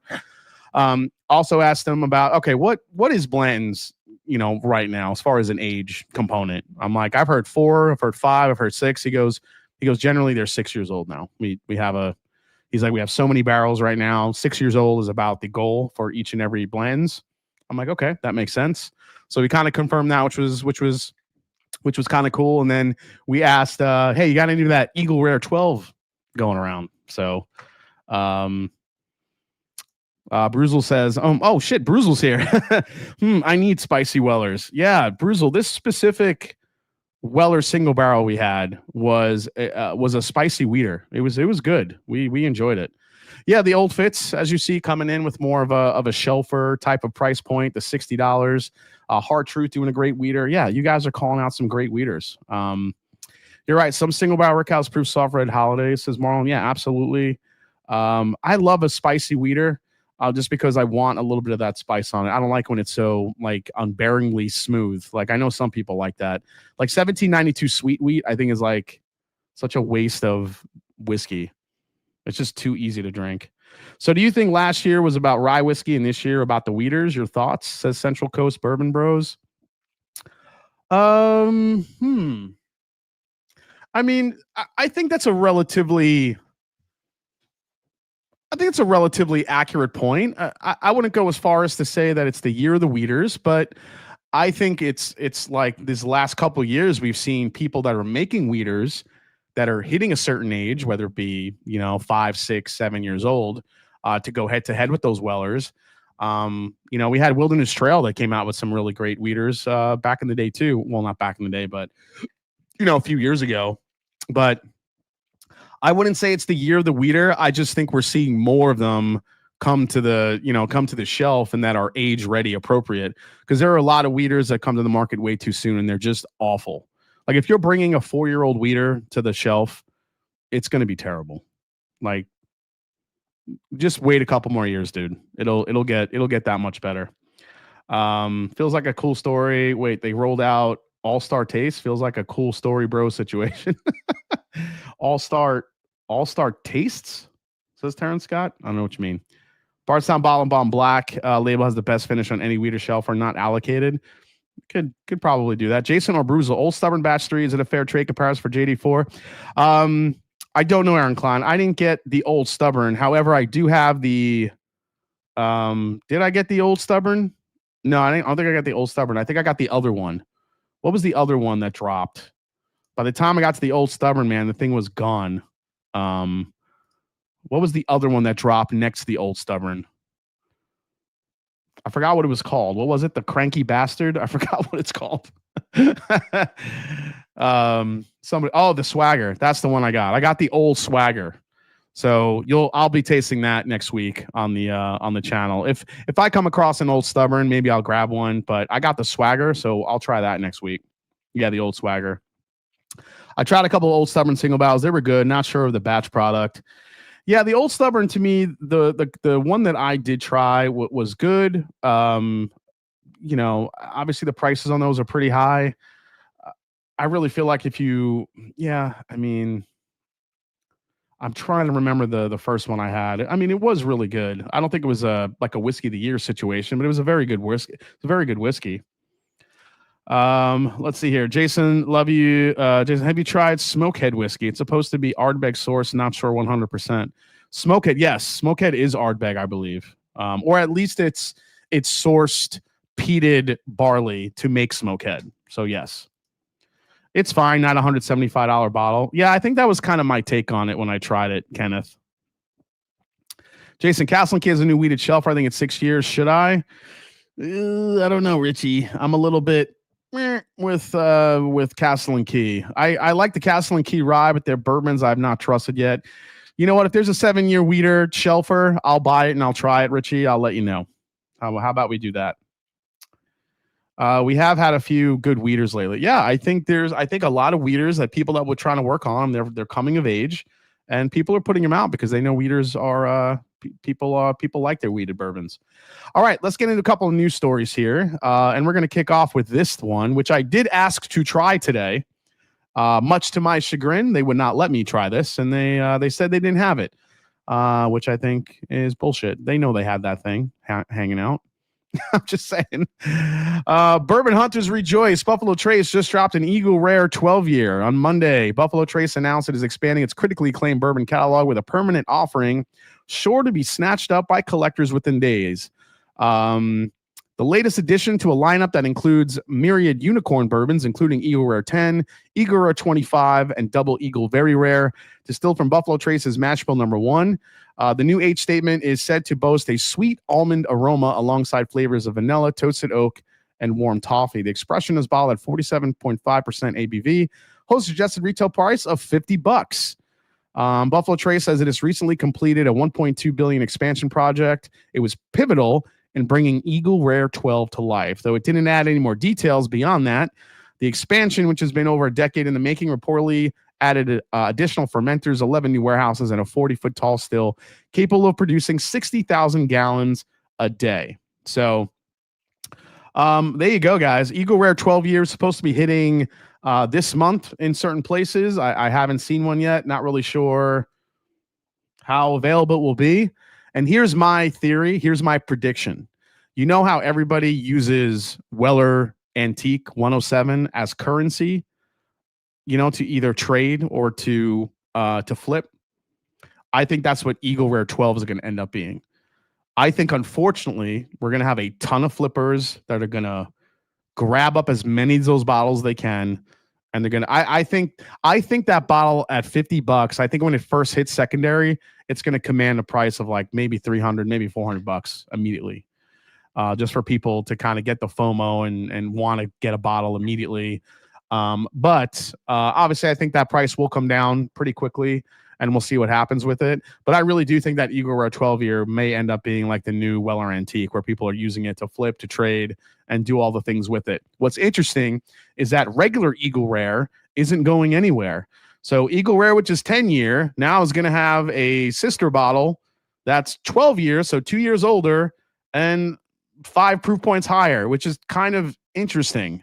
It's not a big departure to what we already get from Eagle Rare, but the flavor profile is what is actually making me think there could be something different with it.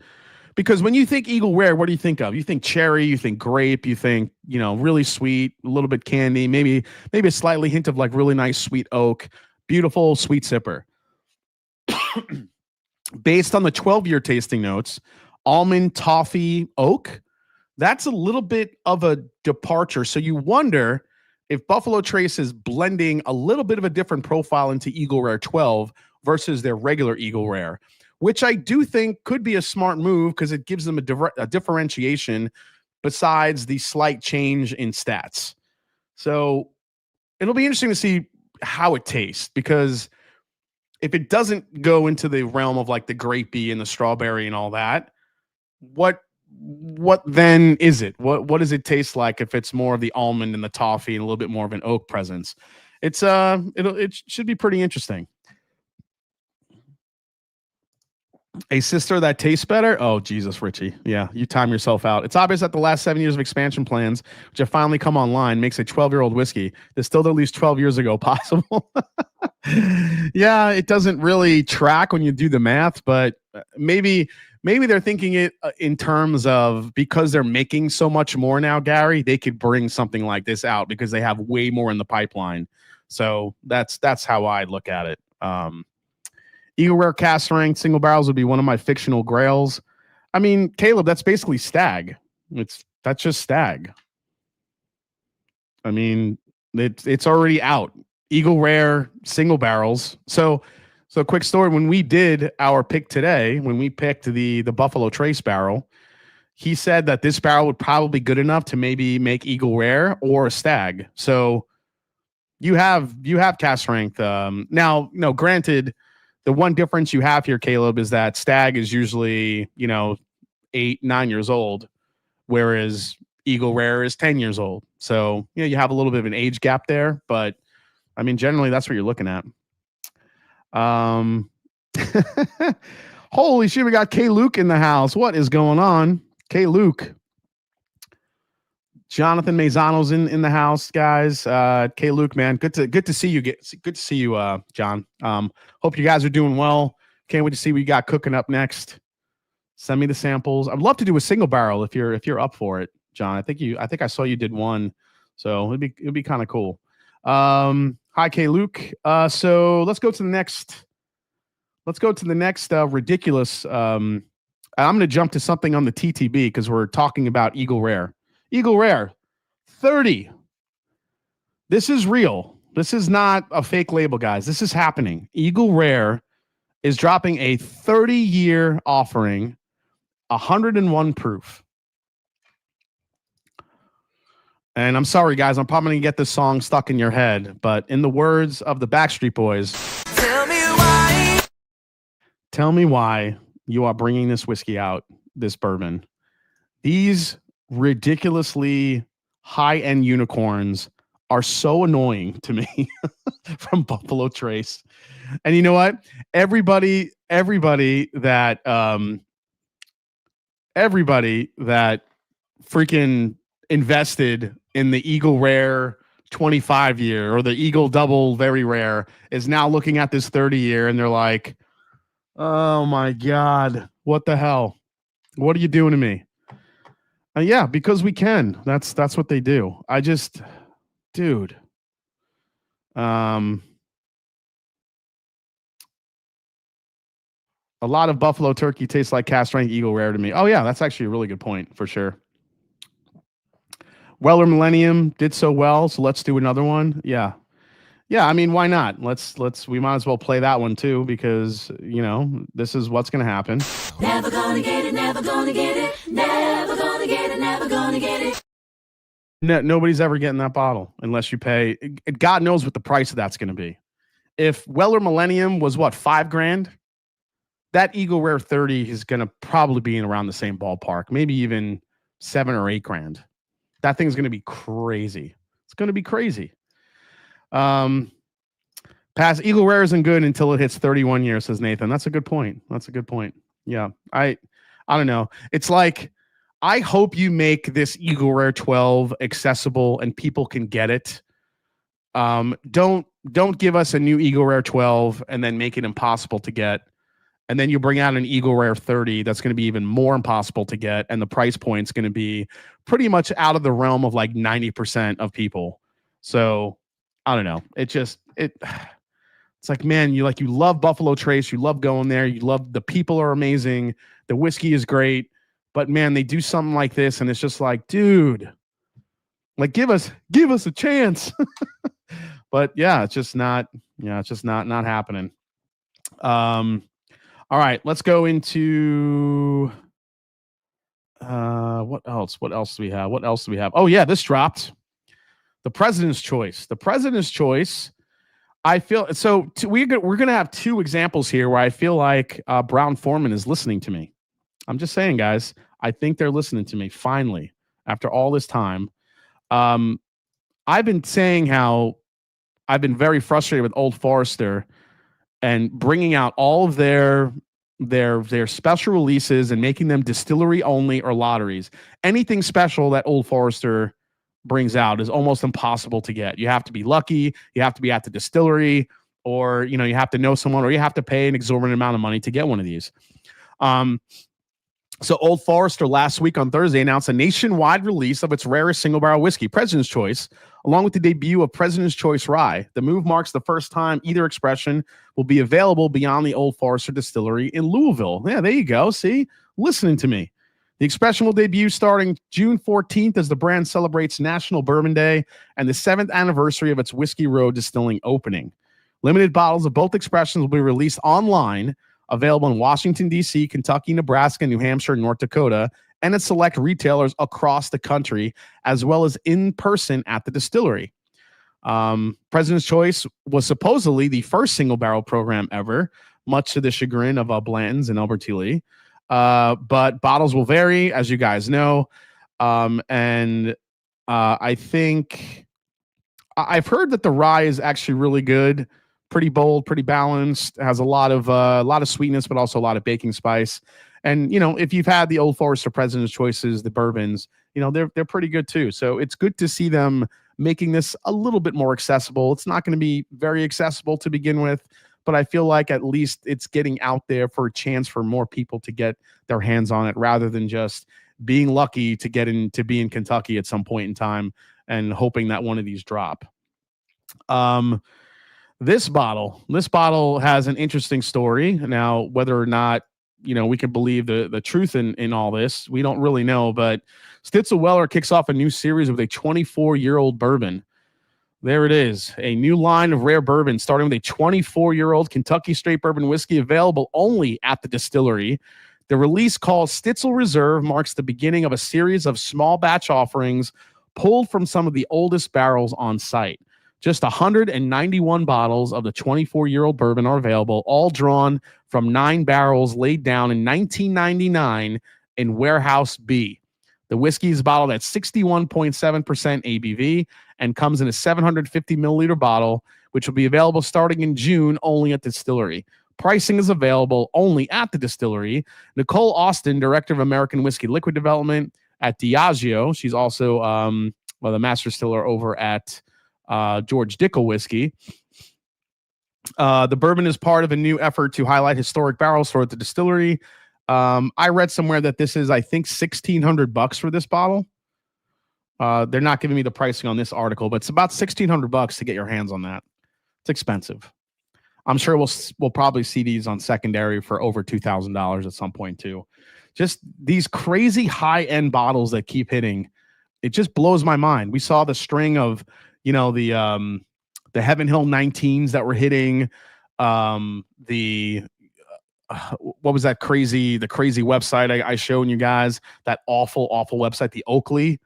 They were bringing out those 19-year Heaven Hills for like, $1,900, $2,000, whatever they were.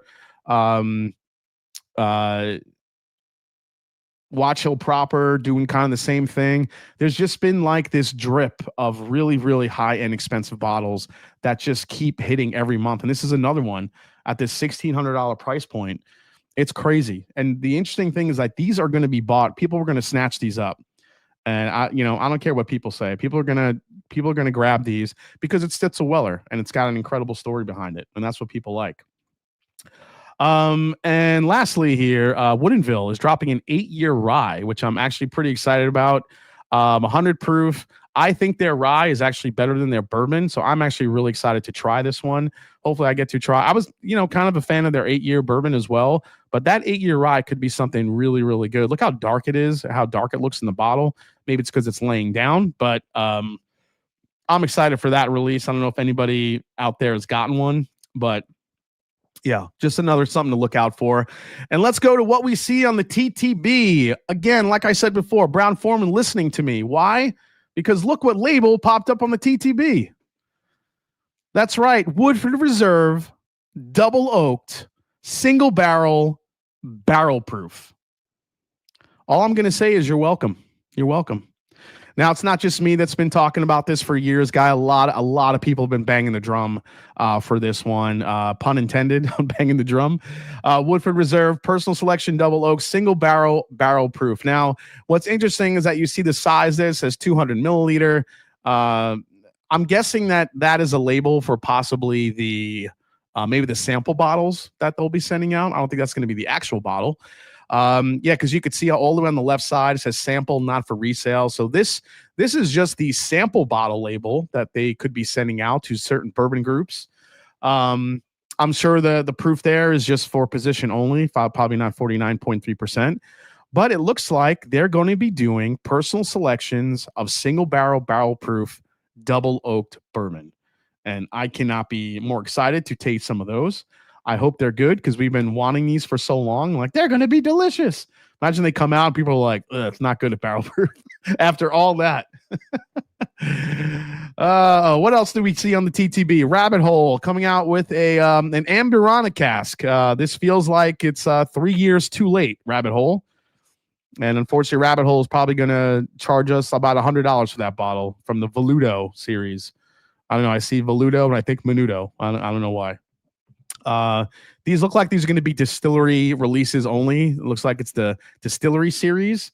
They're also doing the Regalier, it looks like, finished in French oak casks. Would be more interested in that one, but I don't know. We'll have to see what the price is on that. But Rabbit Hole kind of, going into a little bit more of the finishes that are going to be a little bit more readily available, I think. Speaking of finishes, Castle and Key looks like they're doing some experimental whiskeys, some finishes. This is a rye with extra old Haitian rum barrels, it looks like. And if you go on the Coming Whiskey Instagram, there's a bunch more. I think there's a sherry one that they're doing and a few more. I wasn't going to pull every single one down. And the last one to show you guys is this one, 1792, hitting us with a 15-year cast strength Kentucky straight bourbon whiskey, the 1792 XV. It's kind of badass with the Roman numerals. I kind of dig that.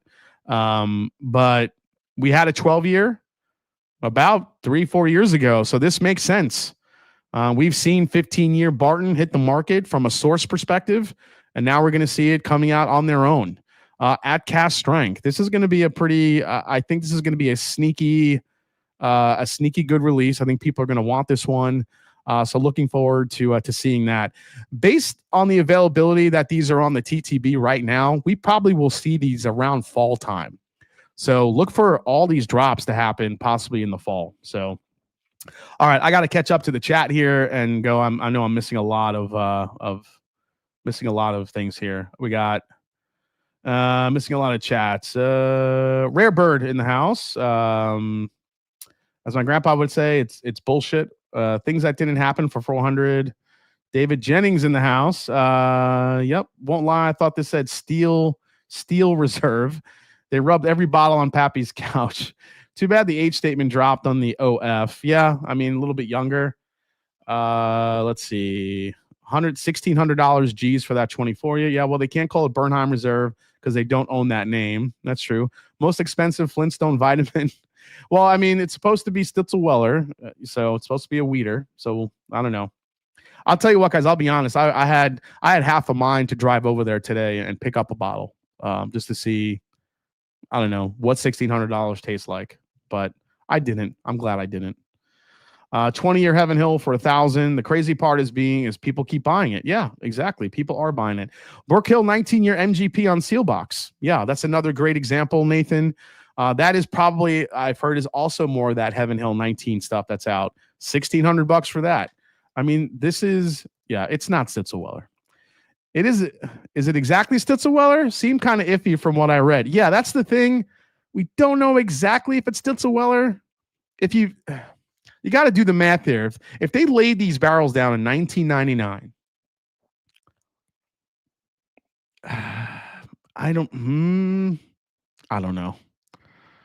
know. Or is it like a blade and blow situation? Blade and blow. Sorry. Blade and bow situation where they add a little bit of the original Stitzel-Weller in it so they could call it Stitzel-Weller. I don't know, man. I don't know. Yeah, everyone said bourbon was going to come down. I think in some aspects, I've been saying it, guys, the gap between bourbon pricing and the buyers have widened. You have the people that want to stick to what they know, stick to what they buy. Most of the people coming out of COVID, they're buying what they like now. They're not really into, getting all these limited editions. That's where we come in, the bourbon geeks. We want to try all the new stuff, all the different stuff that's coming out, and maybe willing to pay $200, $250, maybe $300 for a bottle, maybe $500 if we're pushed, depending on what it is. But then you have these other guys that just are coming in with just a shit ton of money, $1,600, $2,500, $3,000, $4,000 for one bottle. And those gaps between the people, there's a lot less overlap now than I think there was. SLB tried the Woodinville today. Oh, I got to check out their video on that. 200 ml. Distilleries have to come up with limited releases, rare bottles, etc., to get consumers' attention to come and purchase, says Chris. Yeah, but Chris, there's just too much of it. Like enough's enough. Make this stuff make it more accessible.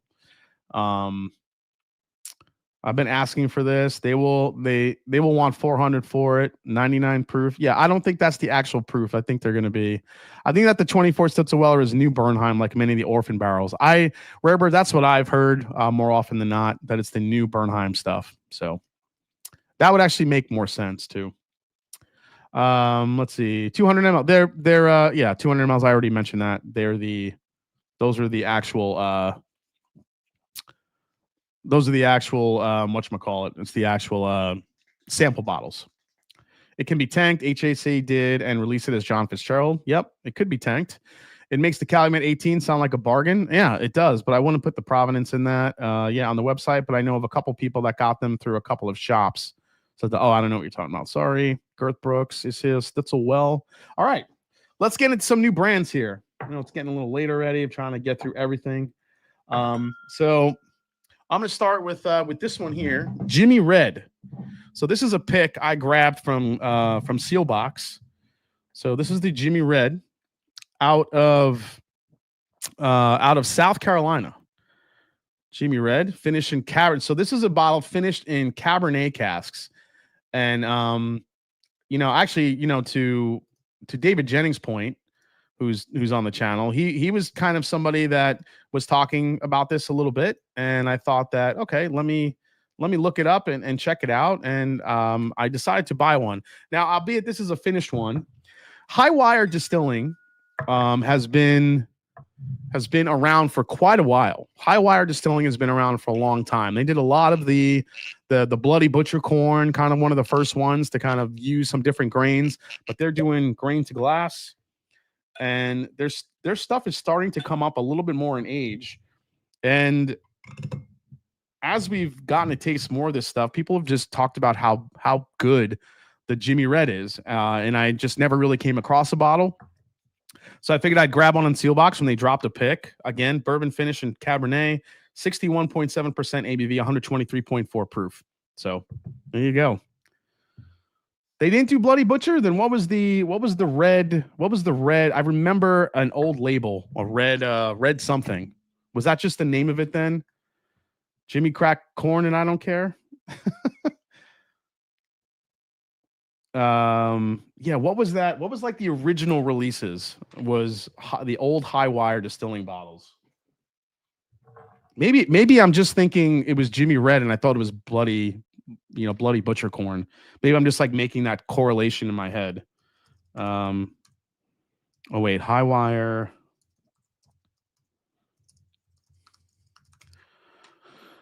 Let me see what they have. Yeah, all their bottles have been kind of updated here, so I'm not really sure what that was back in the day. They have a peach brandy one. Oh, the Revival. That's what it was. The Revival whiskey. So they had a Revival Rye. Southern Amar. Yeah, those bottles that I saw don't even exist anymore. So, yeah, I don't remember what I saw. The Rye still says Revival. I'm telling you, man, there was something bloody red. There was something that they released back in the day in the very, very beginnings. I could swear I remember it. I'll have to go by and look. I think the Jimmy Red is still available on Sealbox, I believe, but let's get into this one here. So these guys are grain to glass, do everything in house. Gotta love that. And in Scott have only used their corn. All right, yeah, I mean, let's see. Agriculturally focused whiskeys are roots in farming and all natural baking lead us to explore the art of distilling with a creative culinary approach. Flavorful heirloom grains celebrates farmers, preserve rural lands, and make drinking it delicious. Bold agricultural act. Cheers to the many hands and lands that make it possible. Ann and Scott, Charleston, South Carolina. All right. Regenerative out. They grow it, distill it, and bottle it all themselves. Yeah, that's awesome. All right, let's get into this one. Oh, this has a slight smokiness to it, which I really dig. And man, when you pair this with like that wine finish, it's almost like a dark fruit infused barbecue sauce, which is kind of interesting. Not a heavy smoke. It's just slightly there. Just some oak char. Yeah, Jep the Creed. No, thank you.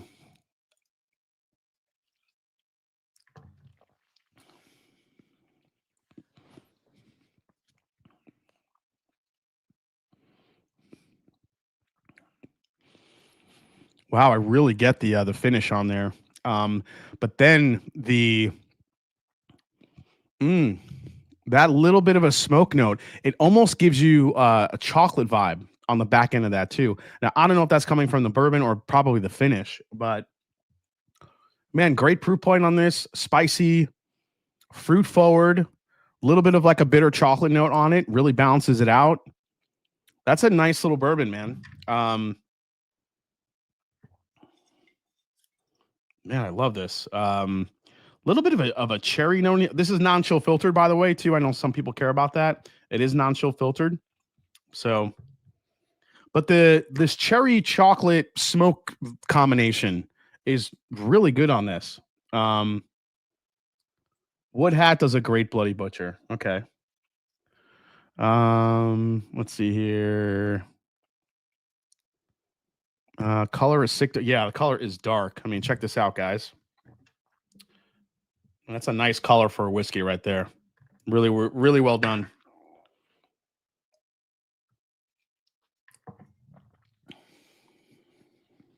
Yeah, cherry, chocolate, a little bit of smoke. I'm glad I rolled the dice on this. This is good.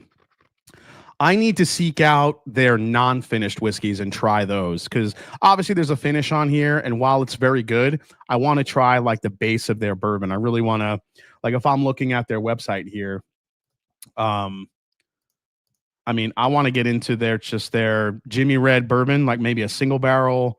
They have a double oaked, which is probably pretty damn good too. I might be able to actually buy it from the website and just have it shipped. They do have a smoked red Jimmy Red bourbon whiskey. So that, yeah, I could see that working. Finish and sherry. They have a bottle. Oh, the bottle and bond I would like to try. Yeah, I'm going to have to take a deeper dive into some of these. So Ohio is not off the list. I can have this delivered right to my house. Okay, I'm going to do that. I'm going to order some more Jimmy Red. I want to do a full review on these guys. Really kind of take a deep dive. I think this could be a cool brand that I think people can enjoy. So, but that seal box pick, if it's still available, it's really good. If you guys want to try something new, if you like cherry chocolate and a little bit of smoke, this is good. High wire folks should try 7-year wheater, double barrel, ball and bond, double oaked, and single barrels, of course. All right, Rare Bird. So just basically buy the entire portfolio. Rare Bird is like, we get you guys to try everything. Okay.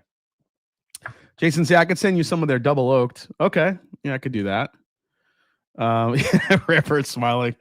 All right. Let's get into another brand today. And this is which one? Actually, what do I want to get into? You know what? Let's get into this Tattersall.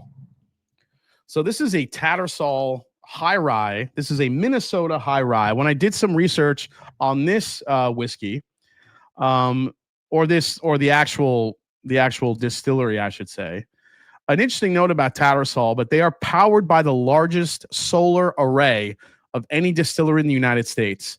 So they use local ingredients to make all their whiskeys.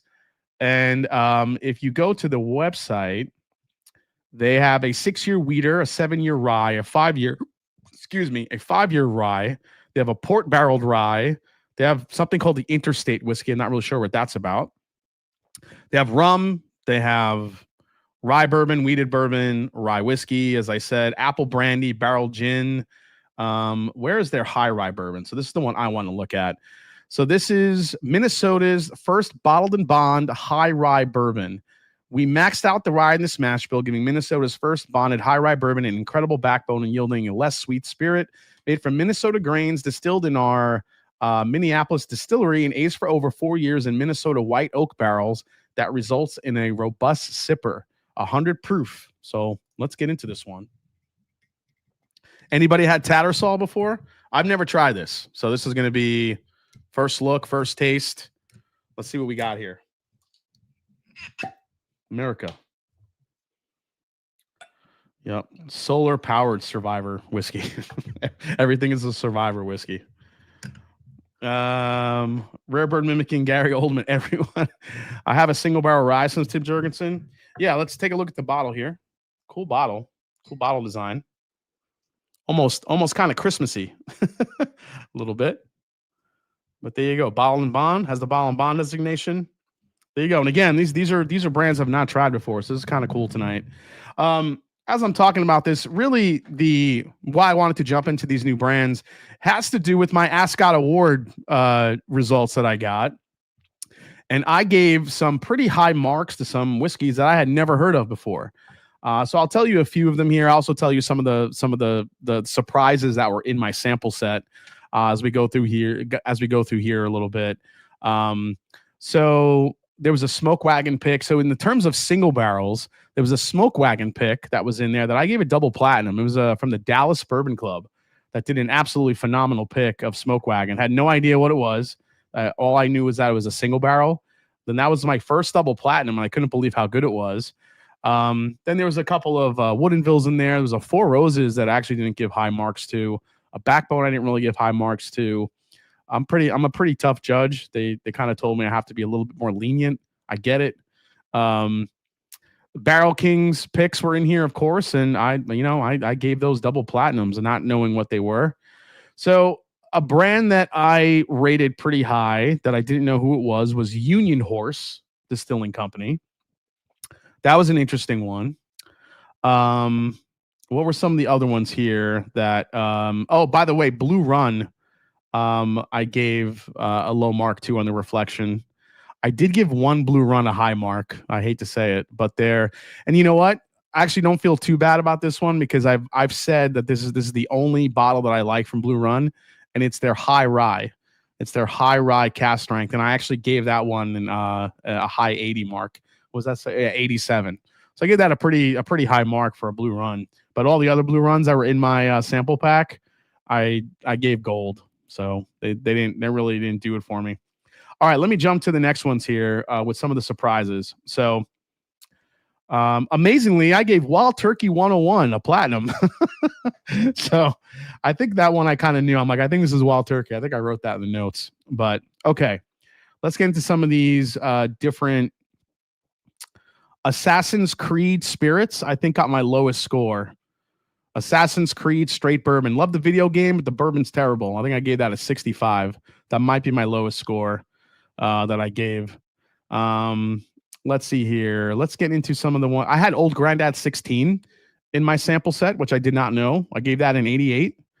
I had 2 Elijah Craig barrel proofs in my sample set. I gave those pretty high marks. Those were platinum and double platinum for A125 and C924. Elijah Craig small batch, Evan Williams 1783. I just kind of gave those solid bourbon scores. 1792 12 year. I gave that a platinum 87. And all right, let's go to some of these other ones here real quick. 1792 Sweet Wheat. You know how I said that it's such a boring bourbon? That one I gave an honorable mention. I just don't like that whiskey. Okay. Sorry. Benchmark, I gave a gold. And just for context, they kind of told me to start at gold, not be. I'm like, well, if something, I'll try to start at gold, but if anything is just really not good, it's getting an honorable mention. So, Eagle Rare 17 was in my sample set, which I did not expect, and that one for me got a double platinum. I gave it a 90, not like a 99. I gave it like just above a platinum, but it got a 90 for me. All right, so some of the ones that surprised me. One of my highest rated bottles, which I gave a 96, was from Peter E. Hart Kentucky Straight Wheated Bourbon. Has anybody heard of that one? Peter E. Hart Kentucky Straight Wheated Bourbon. I have to find a bottle of this stuff. I've never heard of it. But that thing, I guess, blew me away. I remember when I had that sample, 102-2, I put that one aside because of how good it was. I have to go back and check and find that one because that was really, really good. So that was a big surprise. So write that one down, guys. Peter E. Hart, See if it's available in your area. If it is, message me, let me know, because I'm on the hunt for a bottle. I want to find that thing and try it again. Another bourbon that got platinum was the Revelette. Not really sure how you say that. Revelette bourbon, black label, small batch Kentucky straight bourbon whiskey. I gave that one an 85. It was a platinum, but impressive enough. A 90 went to a brand called Old Glory small batch bourbon. Anybody had that one yet? Don't know if Old Glory is kind of available around, but that was another brand that surprised me. Let's see what else did well. Old Hammer, which I've had, or Old Hammer, not really sure how you say that, but that did actually really well. A couple of the dark arts did really well for me. Here's another one. Club Blue Kentucky small batch bourbon whiskey. Club Blue Kentucky small batch bourbon whiskey. I gave that an 86. Not a super high score, but interesting enough that I was like, what the hell is that brand? Left Bank bourbon. I gave an 87. Never heard of Left Bank bourbon either. So again, these are bottles I'm gonna try seeking out. And the biggest one that I had not heard of that came up quite a bit was Minden Mill. Minden Mill Nevada straight bourbon whiskey. Minden Mill Nevada straight bourbon whiskey was a brand that came up twice in my tasting, and I gave them both high score. Actually, no, was it twice or once? I thought it was twice. It might just have been once. Foley Family Wine and Spirits. I gave it a 90, and it was delicious. A straight bourbon whiskey out of Nevada. So I don't know if you guys have heard of some of these, but these are going to be some of the brands that I'm going to want to start seeking out and see if I could find some interesting offerings from these brands. So just some food for thought for you guys. If you come across any of these, there's another Club Blue that was 8-year-old. I mean, these could have been sourced, whatever Club Blue is, but that was pretty good. But yeah, there was some really interesting. If K Luke is still watching, K Luke, I gave the Keenan Reserve Cabernet a double platinum, just so you know. I don't know if Jonathan's still watching, but yeah. We have Minden Mills at Binny's. Yeah, I gave it a high score. Everyone gets a ribbon Ascot. Fred Minnick is a diehard liberal after all. Stop it. Master and Drum, we have both the Peter E. Hart bourbon and the Ryan Lexington. Do you? Okay, you might have to try to score one from me here. I have an Old Glory single barrel. It's fantastic, coming out of Tennessee. Peter E. Hart should be a Scotch. Yeah, maybe. Old Glory. Yeah, there was just some really good stuff out there. Heard the Club Blue sucked, says Appalachian Bourbon Society. I mean, maybe it did. It's not often that these guys will send in, honey barrels to get judged. Maybe their best blend that they've done. Maybe it's not consistent, but that particular blend I kind of liked. Elixir has a okay, this one is interesting. Wow. All right, so this has a little bit. So this is the Tattersall. It's woodsy. it's got a little bit of a lot of maple. We're getting a lot of maple on here. Not maple syrup, but maybe it's more like a maple candy. But there's a little bit of a sawdust note. There's definitely some sawdust here. Fresh cut wood.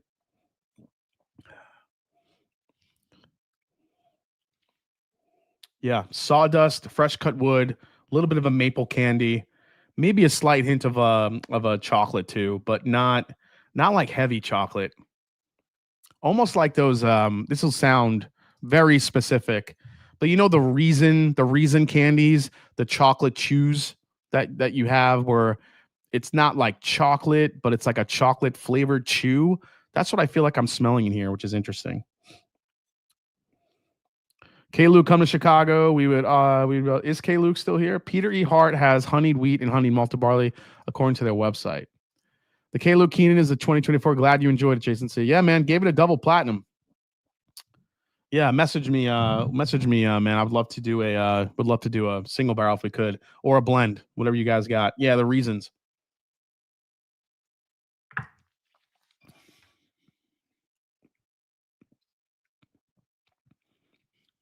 It's more the same on the palate. I think the palate matches the nose here.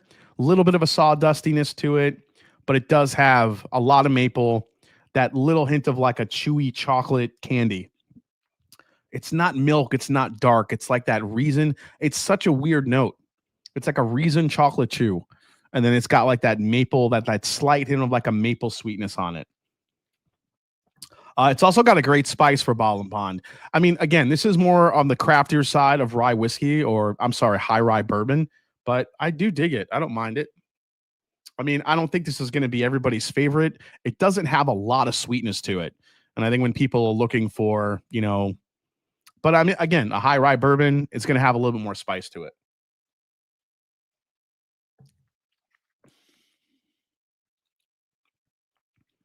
Yeah, it's definitely got a craftiness to it. It's not off-putting though. You can just tell. I mean, being 4 years old, it's a little on the youthful side.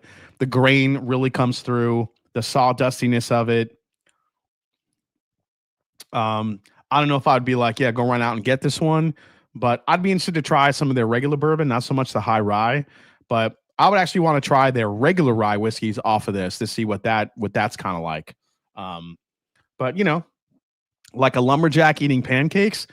Yeah, maybe a little bit of that. There's some of that sawdustiness that it has, but the more I'm bring this up to my nose, the more maple I'm getting. It's getting very mapley. I'm wondering how this opens up a little bit over time.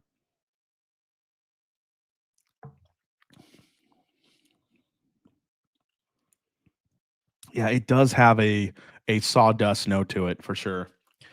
Interesting high rye. It's like I don't love it, but I don't hate it either. I want to keep going back to it and see like what it turns into.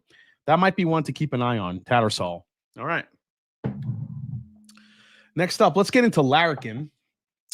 And Larrikin, if you guys don't know, this is a distillery that is right down the road from Wild Turkey. Mash and Journey needs a K. Luke single barrel. Yes, we do. Where did you purchase the Tattersall? Somebody sent that one to me. I can't remember who sent it to me, but somebody sent it to me. Haven't had a good MN yet. MN. Minnesota, says Miro. Jason, what do you think of Baker's 7-year high rye? I think it's solid, Robert. I wouldn't go crazy for it, but it was a pretty solid bourbon. I could take it or leave it. I don't think it was anything fantastic, but I don't think it was anything bad either. JG, never heard of any of these. Yeah, that's why we're diving into this. All right, Larrikin. Interesting story about Larrikin. So Larrikin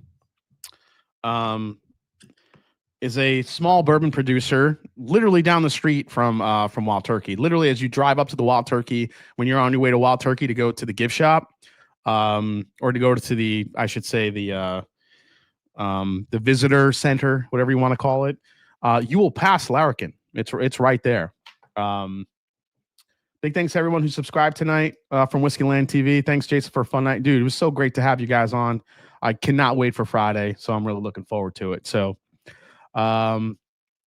Larrikin is veteran owned and veteran distilled, which, we all love that about Larrikin. And if you check out their website, their logo has a kangaroo on it. So the story, though, when I went there, I thought the story was really interesting. So Larrikin is Australian slang. It means mischievous young person and uncultivated, rowdy, but a good-hearted person. So that's what a larrikin means. And it means kind of a maverick, which, I love that.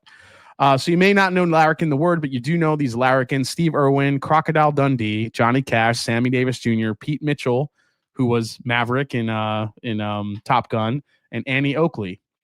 So Larrikin Bourbon Company is a true blue embodiment of the American dream, a craft distillery built from scratch with a fair, dinkum, no-nonsense approach to make bloody good bourbon.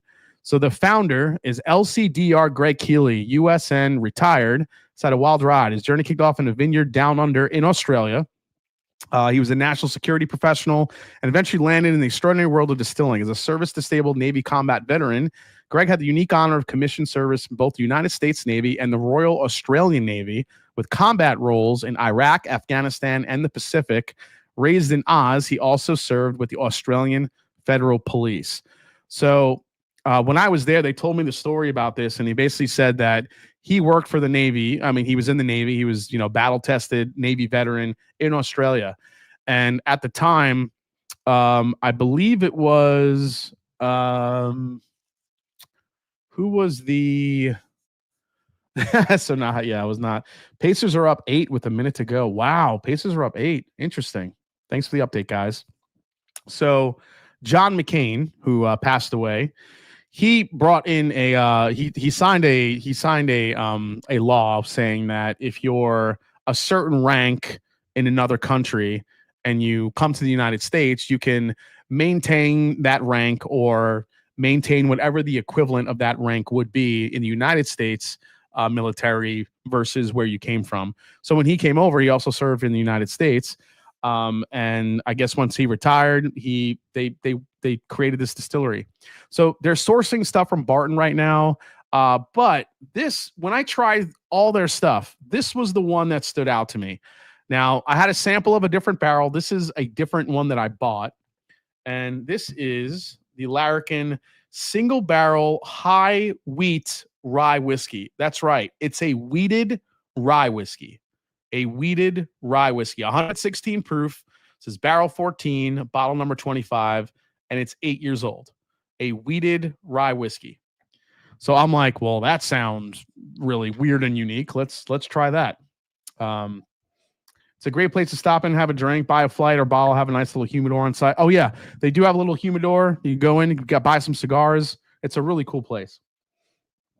So this one for me, this wheated rye was probably the most interesting thing I tried. And I believe the bottle was about $100 if I remember correctly. But they have a lot of different spirits. Obviously, they have like their bourbon cream, stuff like that.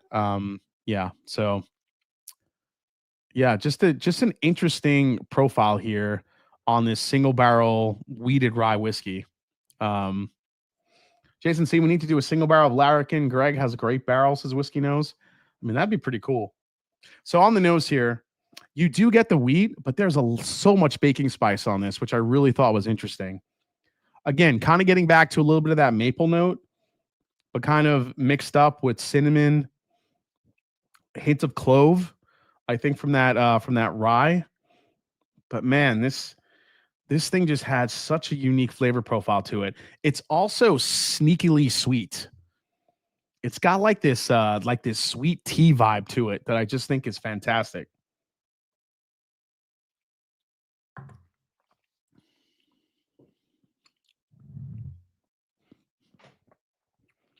I feel like you can get the rye, you get the wheat, you just get all these different layers that this has.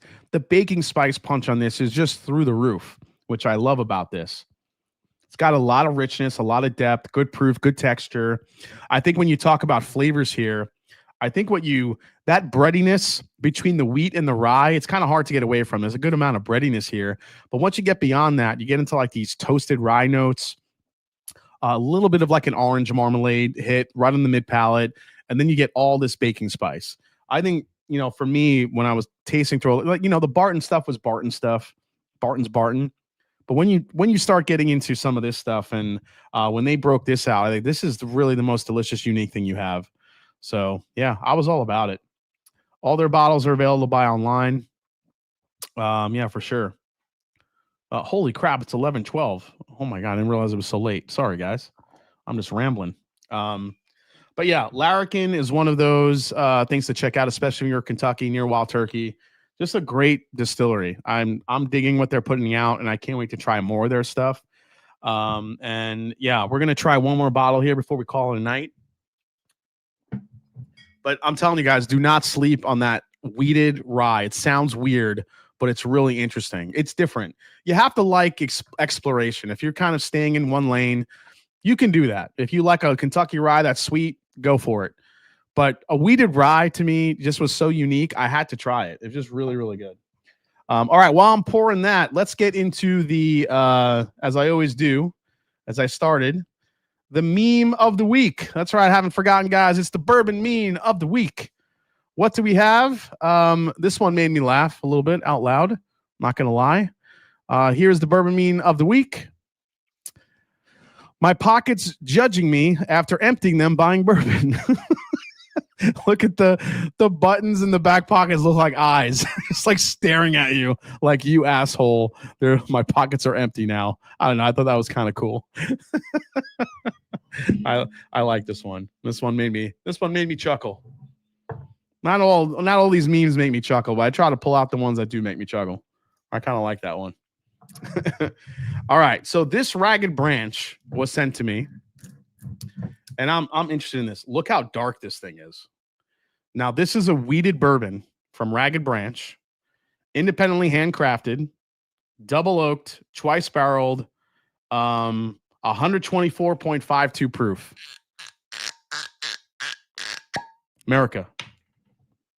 This thing looks like murder. I was gonna say motor oil. Look at that thing, dude. Look at the darkness. I love that. Okay, we're gonna get into this thing here. Weeded rye, mind blown, says Tim. Yeah, I'm telling you, the weeded rye. Don't sleep on it. All right, Ragged Branch. Let's see. Where are these guys? Every drop of Ragged Branch is made right on the farm. We mash, distill, age, and bottle on property. The grains are milled daily, and we mash with water from a spring-fed well adjacent to the still. All raw grains from the whiskeys are grown and managed by us. Our nearby farm, Pounding Branch, is home to 800 acres of crops and cattle that support our distillery. Wow, you could actually do this. Is amazing. You could buy their beef. Buy Ragged Branch beef. This is a no-joke farm. You could just buy their beef online. That's crazy. So these guys are in Virginia. They have a signature bourbon. They have a bottle and bond bourbon. They have a wheated bourbon that's bottle and bond, and a rye whiskey. And they have special release and custom barrels, which is what this is. So, yeah, double oak, dude. Let's get into this thing. This thing looks crazy. This might be a good way to end the night here, guys. Let's get into this. I have one of those cowboy cuts on 123 puts out of Virginia. I remember at one point in time, their small batch stuff was buy one, get one free at Publix. Wasn't bad by any means. This was probably 5 years ago, says Caleb Pitts. Yeah, let's see where they're at now here. Double oaked wheated bourbon. Do you aspire to have your own distillery one day, says Crown Tug? No, not my own distillery. I don't think I would do that. I mean, I would invest in a distillery. I don't know if I'd buy my own, especially now in today's time. Now, maybe down the line, we'll see what the future of bourbon looks like. I mean, there could be an opportunity down the line. I mean, never say never. But if you're asking me right now, if I had $10 million to open a distillery right now, I wouldn't do it. Man, raisin all day long on this. Man, fresh box of sun-made raisins. Crack it open, sun-made. Little Barry, where did you get it? Again, I had somebody send this to me because they wanted me to try it. So that's why I've had like all these cool bottles backed up that I haven't gotten to get into, which I wanted to do tonight. So just killed the 106 proof Ragged Branch double oaked seal box pick. This is a good time to buy barrels, not make them. Exactly, Nathan. This is why I'm in the buying barrels game, because there's a lot of barrels out there and more weird ones coming to the market every day. Patrons, if you're watching, we are going to do a quick after party. I have some really cool news to share with you guys, so we'll get into that. But let's try this one, guys. Here we go.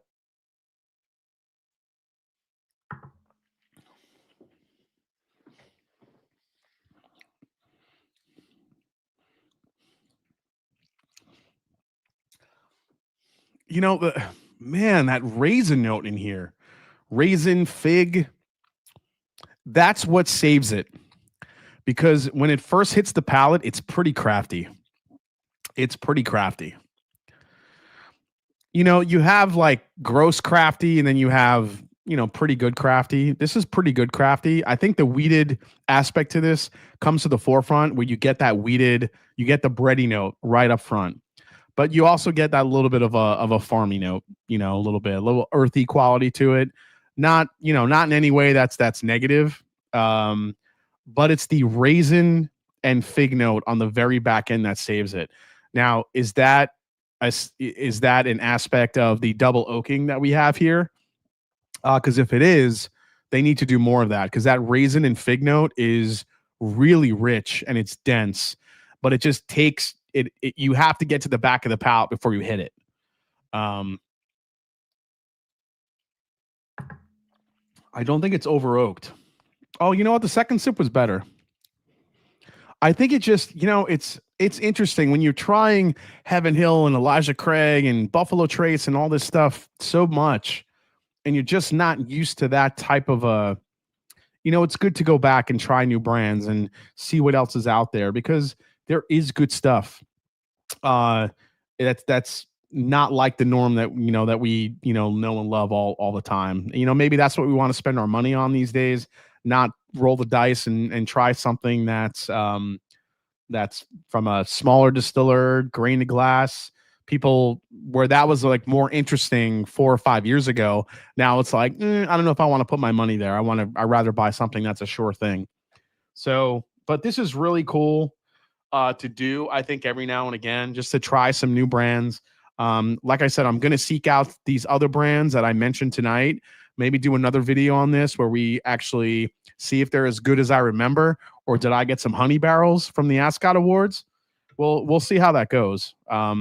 Yeah, I could see this being a little malty. Yeah, Fox and Odin was a great example. Fox and Odin was one I had no idea what it was, and ends up being like one of my favorite double oak bourbons.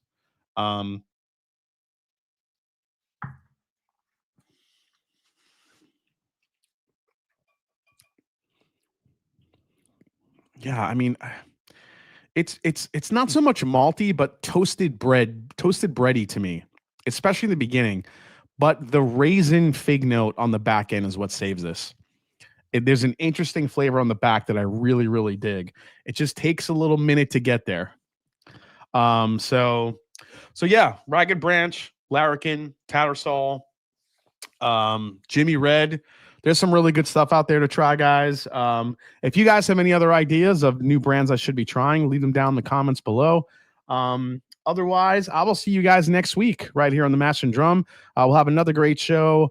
Maybe I'll try to seek out some of these new brands. We should have some cool bottles to try as well, including I already forgot the name of it. Not the Old Stubborn, the Old Bastard, whatever I called it. We'll have that one lined. Oh, Old Swagger. We should have Old Swagger to try. Maybe compare that to a couple of favorites. And I do have some blind training to do. So hint, hint, wink, wink. And we'll see you guys next week. Thanks so much to WHISKEYLAND TV for hanging out tonight. Thanks for you guys for watching.